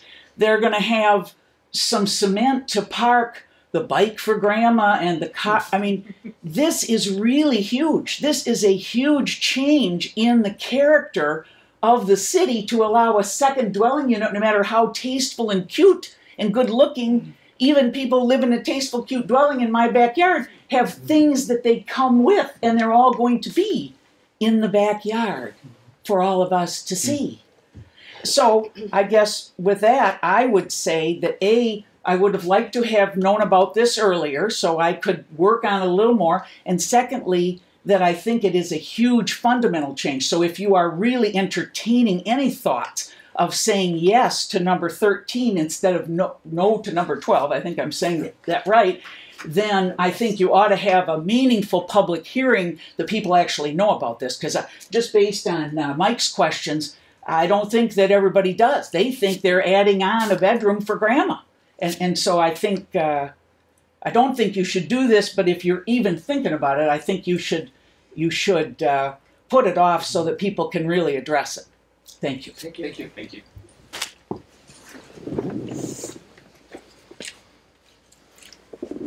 Ralph Costelli, 27 Elm Park, and if she sounds like a former planning commission chair and city commissioner, she oughta. And I would recommend, if you do anything tonight, and I would recommend you do something tonight, and that is to ban. You can ban tonight and study further. If what the administration needs is guidance, banning is guidance. It's nice to talk about a little room above a garage. My garage is not an accessory building. I have a pool house. It's less than 750 square feet. It could be bigger. It satisfies all the setback requirements. There's a swimming pool between us and the house, so it's not going to burn. And I could put anybody there. What surprised me, Jim, was the off-street parking, because I would have thought that the driveways count as off-street parking. I can put 8 cars in my driveway and 1 car next to my garage, which isn't a garage, it's the principal dwelling. So do I only have 1 off-street parking space, or do I have 9? How many spaces do you have in your garage? I have 2. So you have 2. And then whatever else is it? So in that case, then that limitation is almost a ban that makes this practically impossible, but people don't know that. And we all know that even though people have plenty of room in their driveways to park their cars, they don't. Exactly. Especially on the east side, especially on the streets where you can only park on one side of the street. And that is exactly why we wouldn't consider driveway spaces to be parking spaces. But maybe on certain lots you oughta. You can get a lot of cars around in my driveway. Where's the Obringer's driveway stop and their pre-garage start?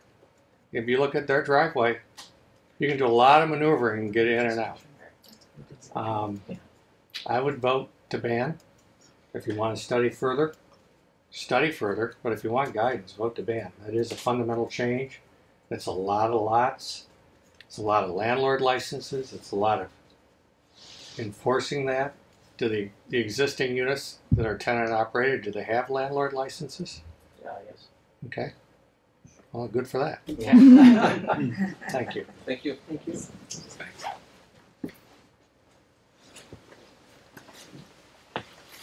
I just have one more question. I'm sorry I forgot to ask, and that is, will these properties become rental properties for tax basis?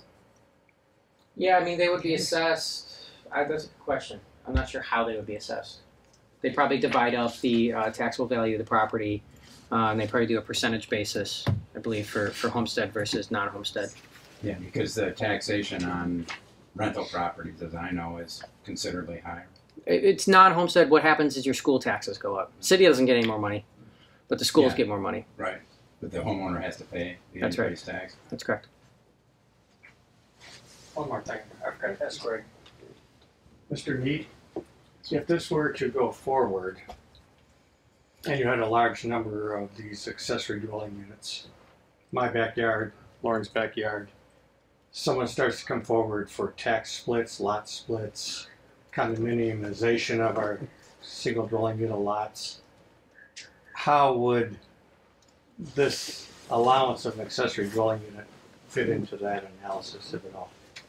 Well, property were, Mr. Mayor, can I respond? Yes, please. If property could be divided, the resulting lots would still have to conform to whatever the applicable requirements were. So if you had a garage, it would still have to meet whatever requirements are applicable to residential structures. But you have a number of lots in this city like mine where my garage doesn't count.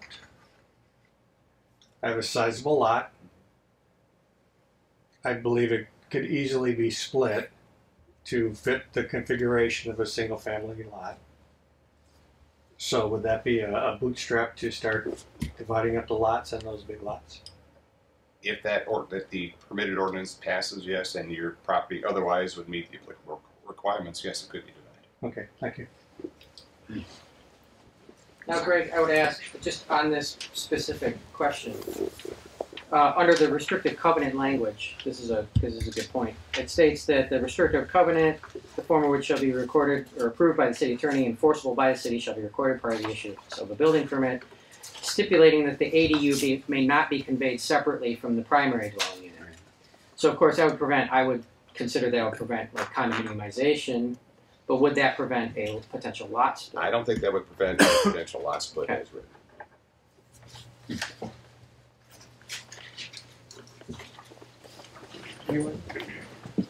Yes, thank you. Bob Obringer, I'm at 22 Oakland Park, and I'm in favor of banning. I can't see any reason for the commission not to ban. I don't see how. Apparently, we have this gap in the ordinances that presents a problem for the administration in administering the city, and I think we ought to close that gap and close it by banning. I can't see how allowing the structures as proposed under, even with all the restrictions under number 13, serves to enhance Pleasant Ridge as a place to move to and stay in and live in for the foreseeable future. And I know if I understood some of the comments, there still is the safety valve of someone coming before this body or the Board of Zoning Appeals, and not conversant with the special language, but it sounded to me like there was a safety valve if there really is some need for this that the community wishes to recognize. Then that person can come before this body or the Board of Zoning Appeals and present that case so that we can deal with that on a case-by-case basis, rather than, it sounds like allowing them requires the administration to chase around and see whether people are observing the ordinance. And it sounds like we want, to the extent that we can, put this genie back in the bottle, put the worms back in the can, and that's certainly what I'm in favor of. Thank you. Thank you. Any other? Anybody else?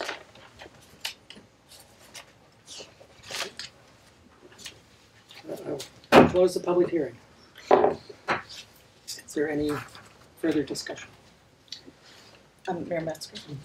I have been sitting with the city manager and you in most of the meetings through the Planning Commission journey with all of this. And it has been interesting because it started before Jim started. And it's been a long, ongoing discussion that, that, I don't know, it has been so helpful. And I thank you so much, Jim, for all the work you've done on these two different ordinances and all the background materials you've given us, and the endless questions you've answered from all of us, because it's something, what I did was I knew my personal feelings on this, but it was important to me to go out and really talk to residents, because this is something that affects, the community. It would be very consequential to our community, and how, we've gone from single family properties to, if we're allowing for rentals, especially, with the 5,000 square foot allowance, that's a lot. And that's a lot of different rentals that could be put into place. But, we have the whole thing of the close proximity of neighbors. Even, with the larger lots, your neighbors are still right there, and we're all very close to them. There was a really nice letter we got today that was talking about how that could really add a stress with neighbors and everything too, who are adding, some interesting, who are adding a whole level of more people and a different dynamic into the city. And then, a lot of times renters treat a community differently than homeowners do as well. And so I think all of those things where, we looked at the whole situation of what if it's just for family members? That eventually does just become a rental unit as well. I mean, because it just won't be, it's very hard to regulate. So many of the comments you guys have made tonight are exactly the things I've been hearing from people all, over the past couple months as this discussion has been happening. And it doesn't seem like something that the community itself really, as a majority, seems to support. But thank you, Jim, for all the work to give us sort of so much material going both ways to really look at this thoroughly. Any other comments? Thank you, Mayor. Yeah, I would just extend my appreciation to everyone who came out tonight.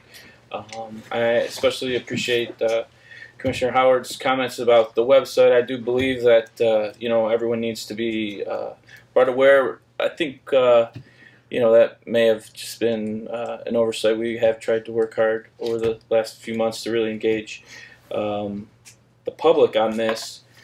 Tonight's meeting is part of that process. I welcome everyone's comments. They're very helpful. My thinking and the avenue that I was even considering walking down was when people started talking about living arrangements for loved ones, whether they be elderly parents or returning college students. I think last month's decision to increase the lot coverage requirement or maximum lot coverage from 30 to 35 addresses some of that. Or like you were speaking of, if it's something that you need to address for personal reasons, we've given the leniency to go a little farther than we have in the past as far as lot coverage.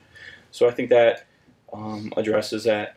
Also, the realization that if this is a prohibition, like was mentioned, this could be an issue that was brought before the ZBA for a variance in a very a special case.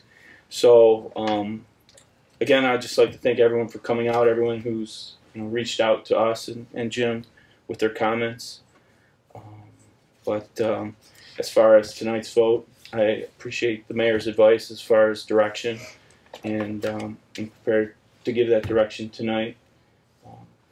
I know we've talked about in previous public hearings allowing for the public hearing and then a 30-day comment. I'd be interested to see if that's something we're interested in doing here. But as far as direction, I do believe that the administration deserves that, and we should give that to them.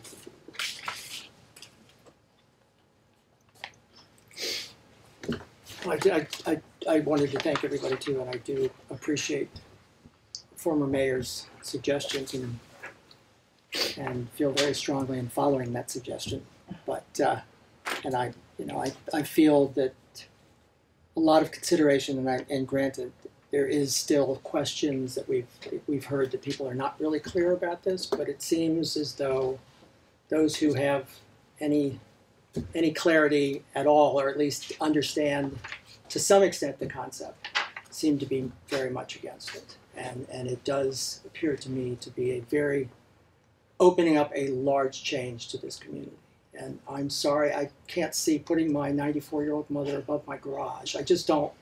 I don't think that that's going to be the place that a lot of, we talk about in-laws and things. They're not going to be living over garages. That's not. How often is that going to happen? We may want to, well, no, we're not going to. So I do see it as really more so a changing the dynamics, adding rental units to the city. That's what ultimately, even if it isn't in the first couple of years, ultimately that is.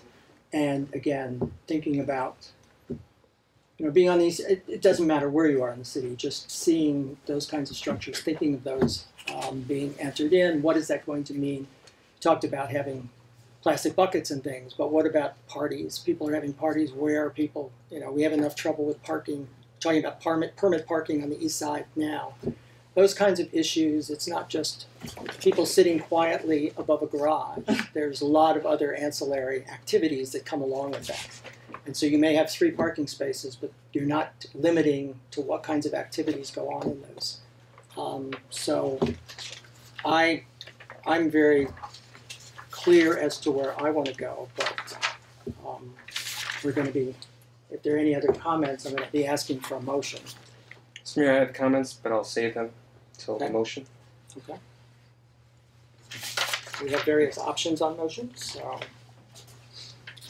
Your Honor? We are on the prohibit. Okay.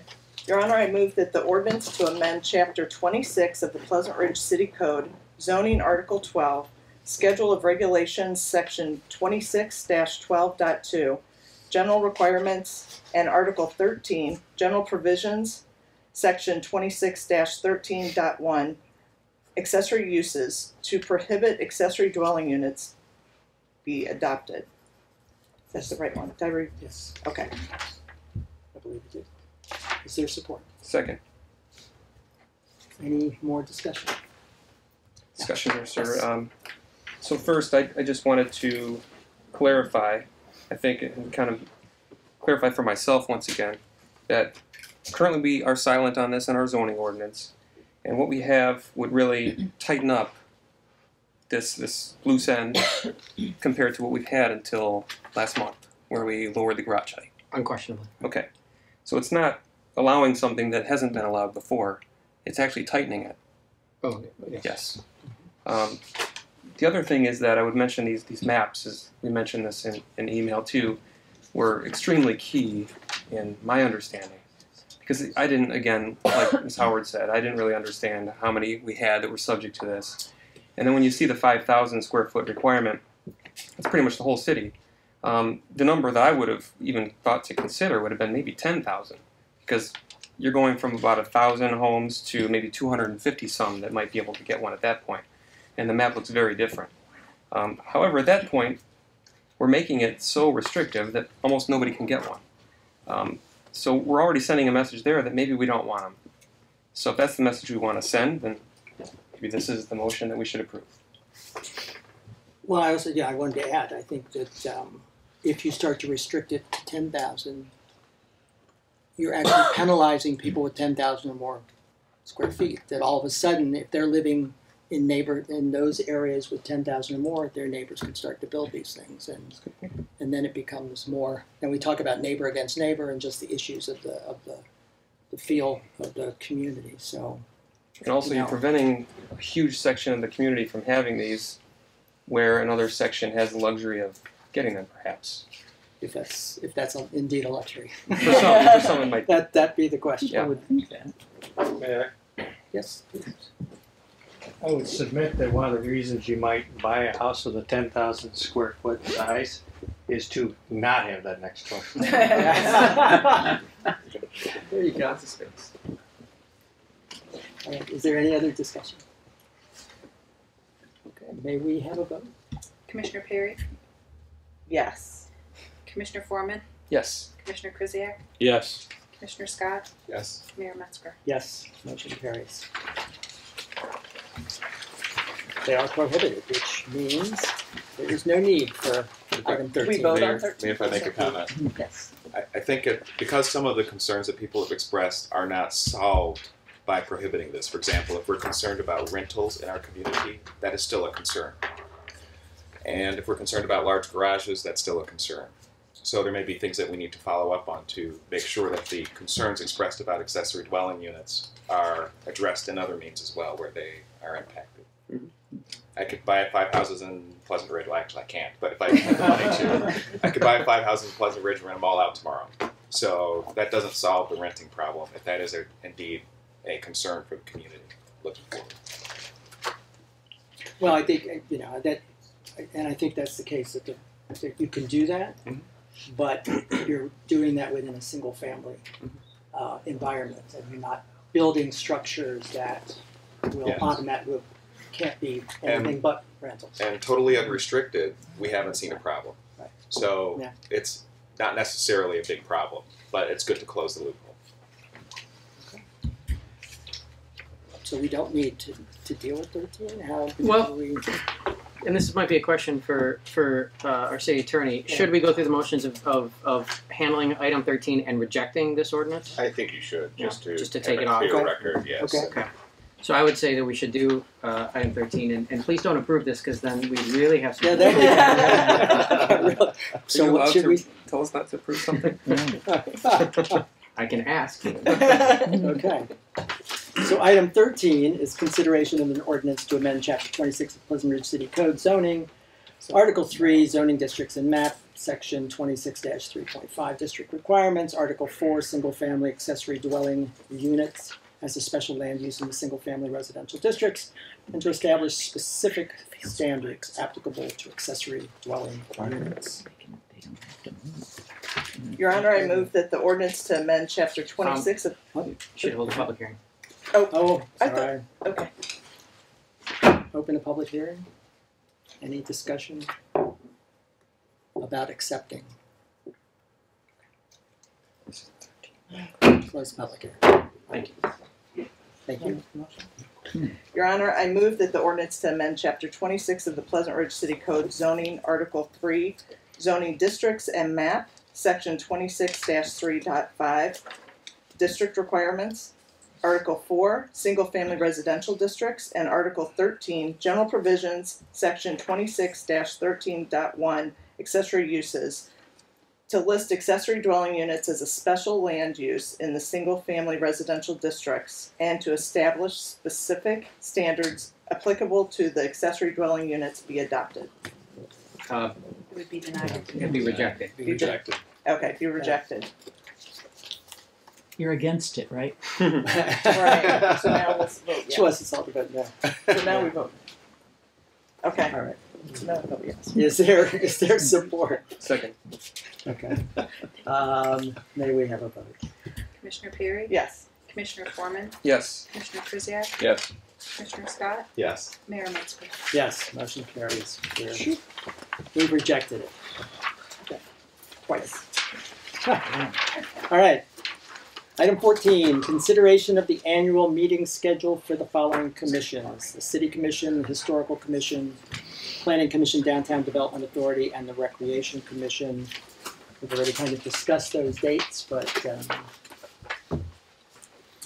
we've already got first Wednesdays, second Tuesdays, etc. Third Mondays. Historical Commission. Right. Second Tuesday for City Commission. Fourth Monday for Planning Commission. Last Wednesday for Recreation, and then we've set aside the fourth Tuesday for City Commission coffee or a workshop or ZBA. Indeed. Okay, do I have a motion to approve the meeting schedule? Your Honor, I move that the 2015 annual meeting schedule for the City Commission, Historical Commission, Planning Commission, Downtown Development Authority, and the Recreation Commission be approved as recommended. Is there support? Second. Any discussion? Okay, may we have a vote, please? Commissioner Scott? Yes. Commissioner Perry? Yes. Commissioner Foreman? Yes. Commissioner Krzyjak? Yes. Mayor Metzger? Yes. Motion carries. The next item is consideration of the appointment to the Pleasant Ridge Planning Commission Downtown Development Authority to a full term to expire December 31st, 2017. We have two appointments. One is a resident appointment, and this year we are going to have a business owner representative on the Planning Commission DDA. So we're going to be appointing two different. First will be the resident appointment. Do I have a motion on the resident? Your Honor, I move that the resident appointment of Christy McCullough to the Pleasant Ridge Planning Commission Downtown Development Authority to serve a full term to expire December 31st, 2017 be approved. Is there support? Second. Any discussion? Mayor, Yeah. if I could, yeah, I just wanted to mention all the residents who applied for this position and the business position, and also the residents who came in yesterday. We had a workshop and had a discussion with several residents on their views towards the Planning Commission. It really helped, us get a feel for their interest and their excitement for the Planning Commission. And yeah, I just wanted to mention that I appreciated them coming out and spending their time with us. Yeah, we've really tried, I mean, we've tried to make an effort to get the information out there, to put the application online, to try to encourage more representatives, and we're hoping that, again, we got a great turnout in terms of applications this time around, and we're certainly hoping and encouraging those who were not chosen to continue to be involved and look for other opportunities. But it was gratifying talking to some of the candidates last night and just seeing the names and the experience. Yes, Mr. Mayor, just some similar comments to yours. I'm sorry I wasn't able to make the meeting last night. I did read through all the different applications, and it was very clear that everyone that applied was very interested in getting involved in the city and passionate about what Pleasant Ridge is and really making it a better place and keeping it as good as it is, but not only that, but making it better. So again, to reiterate what you said, I really hope that everyone that applied will remain interested. Should we have a vacancy, obviously those are still going to be kept on file. So those that have applied will be looked at again. And don't let this discourage you. If you don't happen to be one of the 2 people that were selected, we hope you'll remain interested in the future as well. Okay. May we take a vote? Commissioner Perry? Yes. Commissioner Foreman? Yes. Commissioner Krzyjak? Yes. Commissioner Scott? Yes. Mayor Metzger? Yes. Christine McAuliffe has now been appointed. The next item is consideration of the appointment of a business owner to the Pleasant Ridge Planning Commission Downtown Development Authority to a full term to expire December 31st, 2017. Is there a motion? Your Honor, I move that the business owner appointment of Lauren Lola Christensen to the Pleasant Ridge Planning Commission and Downtown Development Authority to a full term to expire December 31st, 2017 be approved. Is there support? Support. Any further discussion? All right, now we have to take a vote. Commissioner Perry? Yes. Commissioner Scott? Yes. Commissioner Foreman? Yes. Commissioner Krzyjak? Yes. Mayor Metzger? Yes. Her appointment is approved. I just want to make one other comment about, this is the first time we've actually got a business owner starting to join. We have a Planning Commission DDA, one body instead of 2 separate bodies. And so we've maintained that togetherness, but we've now had 2 openings, and so we've added a business owner. But talking to some of the business owners and some of the new business owners in the Fields building, and the nice thing is Christine McAuliffe, also the resident, has a business, is involved with a business in the Fields building. So she and her husband. And so that gives another connection. But there's a lot of discussion around the businesses to start to associate more, to start to work together. Not as a formal DDA, but maybe a business association, so that they can start to kind of be much more proactive on what they'd like to see along the Woodward corridor. How can they start to work together? What kinds of supports the city can do with them, and how they can support themselves, how they can connect to Ferndale and other opportunities, how they can look at the whole idea of the change in Woodward Avenue, the Woodward Avenue development, the complete streets, the bus rapid transit, etc., that's coming along. So they want to get much more engaged. We encourage that. This will be a great opportunity to have a business representative on the commission, the committee, but also for them to be maybe in a little less structured, but another group to start working together and bringing information straight to the DDA. So we look forward to that, and I know that Lauren and Christy will be very much involved in that, as well as the other business owners. So it's very encouraging to get that kind of connectivity. So, anything else? Okay. The next item, consideration of establishing a public hearing on February 10th, 2015 at 7:30 p.m. to solicit public comments on the following items. An ordinance to amend Chapter 70, Traffic and Vehicles, by amending Section 70-55, Residential Parking Permits, and adding Section 70-56, Penalties of the Pleasant Ridge City Code. Jim, do you want to just... Sure. This is the next step on our journey towards establishing a permanent parking program. We discussed this last month in some detail. We had a town hall meeting for the east side, basically to gauge their interest in a permanent parking program. Permanent parking is always the lesser of 2 evils. Nobody wants permit parking unless there's a bigger problem that needs to be solved. This would be a resident opt-in process where streets would have to request the city to create the permit parking program. 2/3 is the number for houses within a eligible area. They would have to request it, and then we could go through the process of creating that. So the ordinance is fairly simple. It's in the in your packets, available online.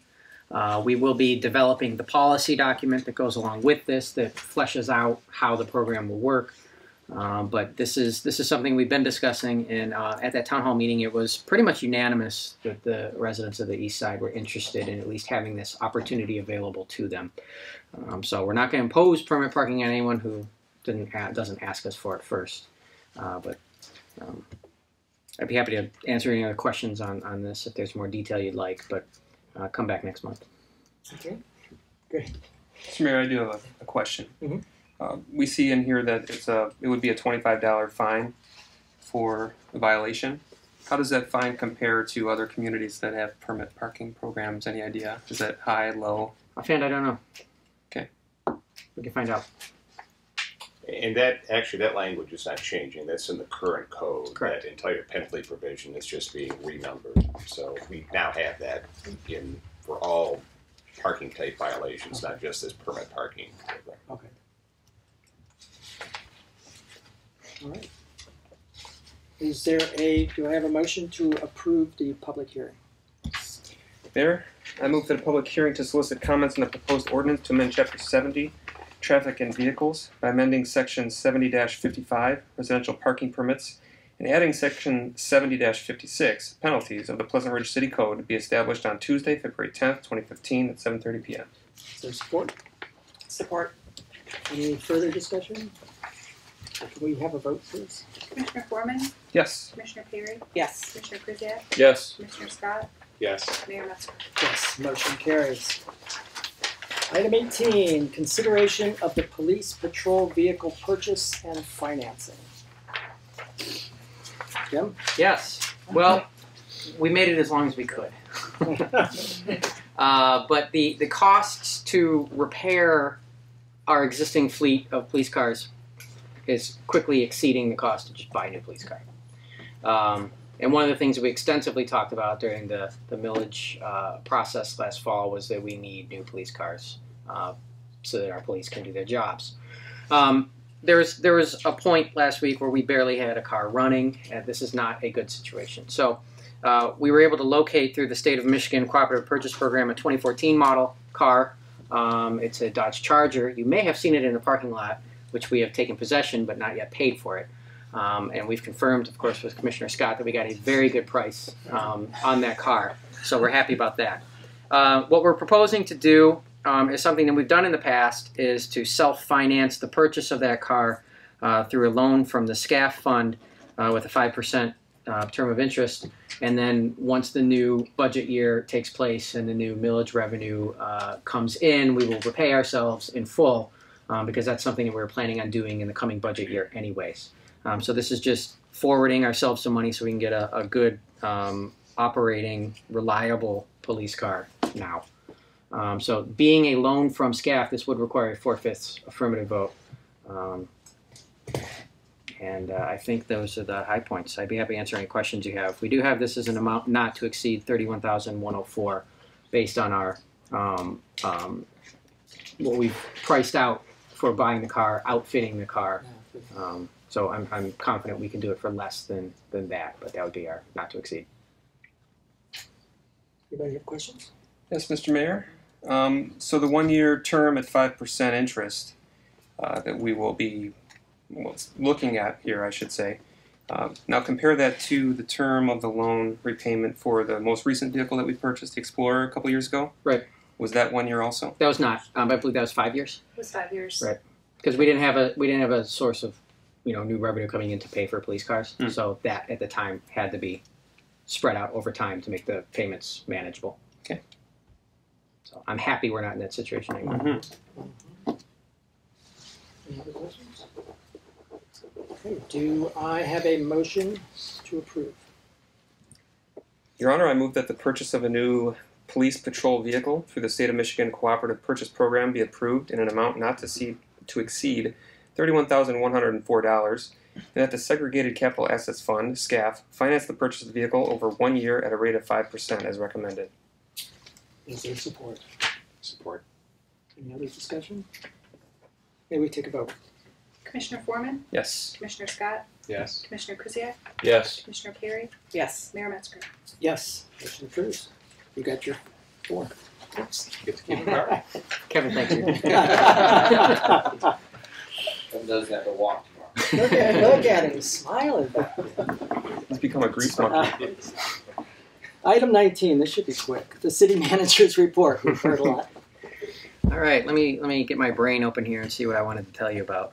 Mark your calendars, February 17, right here at the community center. We had the Woodward 696 charrette. That process started back in November. The project team will be coming back with a number of recommendations. I think they had 150 specific areas that they were looking at, and they're going to make recommendations for.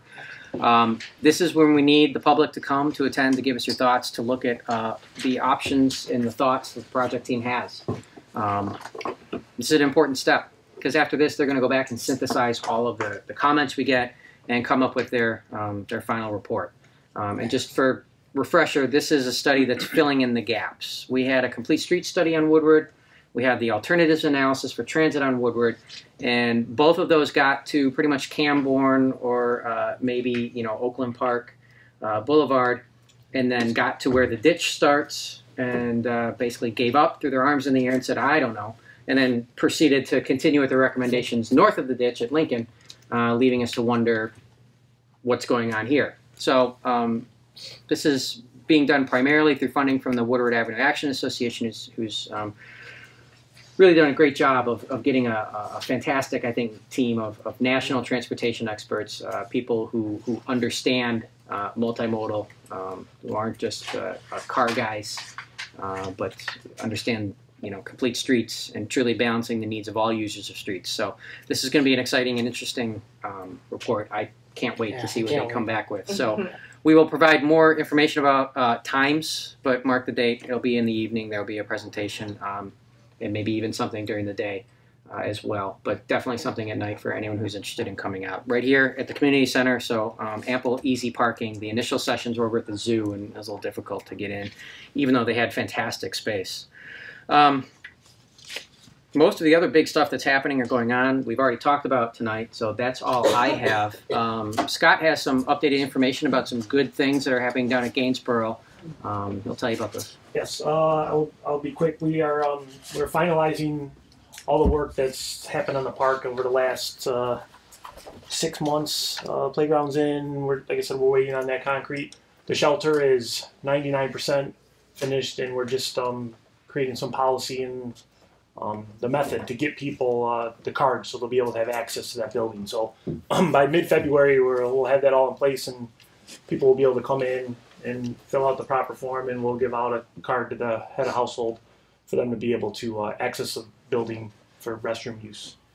And on that form, there's be rules and regulations and kind of spell out the hours. The building is under surveillance, so we have some protections, and each card will be registered to your household. So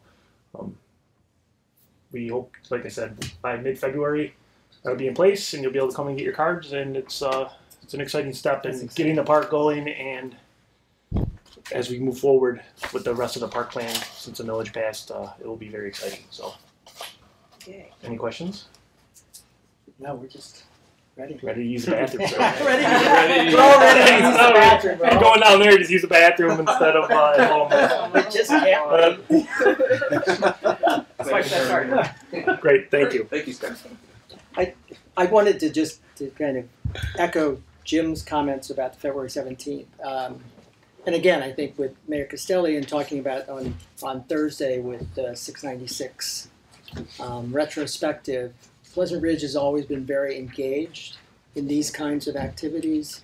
Obviously, 696 was very unique, but here we have this Woodward Avenue and what's going to be happening in terms of the complete streets, the BRT, all this. And we want to make sure that Pleasant Ridge has a voice, has a strong voice, and that our residents actually get a real clear view of what's being proposed and come out with their own kind of ideas. I mean, we need to be able to, nothing is set in stone. We have to start to push our views out there, and this opportunity was exciting because you've got these national experts that come and look at this place and stood on the roof of the parking structure at the zoo and just kind of shook their head and were just amazed that anything like this could actually exist. And just, I watched somebody ride a bike across Woodward, you know, to the little triangle. My God, it was scary. I felt so, but I mean, it's just and as Jim said, they identified easily 150 different problems just being there for a couple days. It was very clear to them the kinds of problems that are out there. And I think it behooves us, if you can, to get as engaged, not just have the city commission talking about it or a couple of us going to meetings. I think the more residents can get involved in this, understand what's going on, and recognize the fact that we've been this gap in all the plans. This is kind of exciting stuff, and some of the ideas that came out in this meeting were really exciting. So I can't wait to hear some of the stuff that we can do. So. And if I could just add to that, really the key thing from my perspective is the fact that we have been skipped over in all these preliminary studies that have been done. And so I think it's very important that we through and with the Woodward Avenue Action Association got our own people, you know, who haven't been involved in this process to date. And the key point here is we're creating our own plan and our own vision created by us. And once we have that, you know, then it's a process. You have to work through MDOT, but at least we'll have our statement of what we want to advocate from, as opposed to merely reacting to whatever is brought to us. You know, that puts us in a better position. And MDOT's been involved in this process, so you know they're seeing this. It's not going to be new to them, but that's the key thing for us, is really advocating and being prepared to have our own voice and advocate for ourselves. So that's great. I've been very happy about this. Looking forward. Any other? Is that it? Is this other business? Okay. All right, now we're moving on to other business. Yes. Well, I have some other business, okay. Mr. Mayor. Please. I'd like to mention something that will be new this month, I believe, and this is an enhancement to make things a bit easier for residents who might be watching the meeting videos later online. Many times we mention different phone numbers, different contacts, email addresses, websites, and such, and it's kind of hard to write that stuff down while it's being said. You have to rewind, or when you watch it the 4th or 5th time that month, maybe you capture it then. But now we'll be embedding those into the video. I believe it's at the end of the video. We're going to try that. Anything that was referenced that you might not have had time to write down, it'll be on a section at the end of the video, just so you can catch up on any URLs or email addresses and such. And I do have a couple of those to mention. Actually, in our consent agenda, we mentioned that this month is Volunteer Blood Donor Month. So you can go to redcross.org and click a button that says Donate Blood, and it'll hook you up with a place you can donate at a time of your convenience. So that's www.redcross.org. Look for that somewhere in this video, hopefully at the end, later. Or on the screen right now. It could maybe go right here.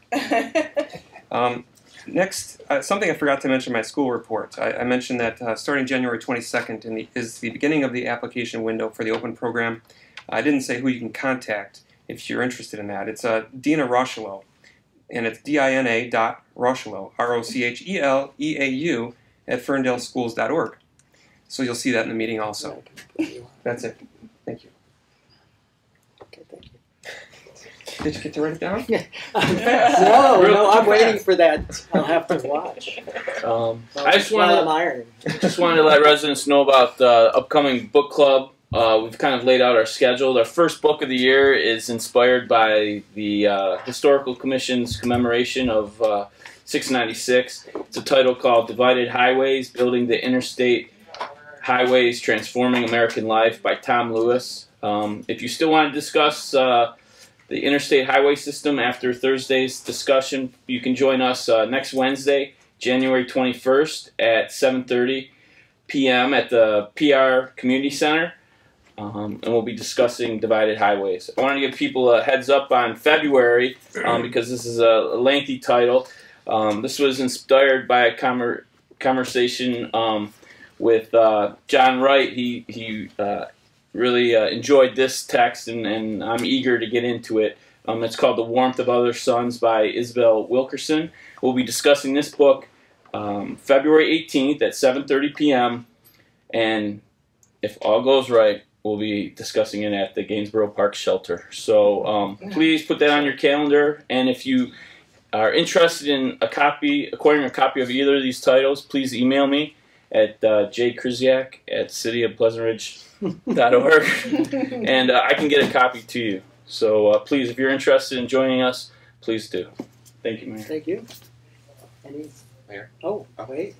Just a quick one to add another URL to your list, www.cityofpleasantridge.org. If you haven't been in a while, I suggest going there because we're constantly adding more information. For example, if you're interested in learning more about Thursday's event, we've got a link there that leads to the Facebook page. You can capture your time and use it as a recollection for when to be there for our celebration for 696. It's a great website. It's constantly being updated, and it's a good source for information. One more thing, Mr. Mayor. Speaking of the website, a couple questions have come up in the past couple of weeks about Christmas trees. Can they be picked up? Yes, they can be picked up. It's now on the front page of the website. They can be picked up through the end of this month. Good.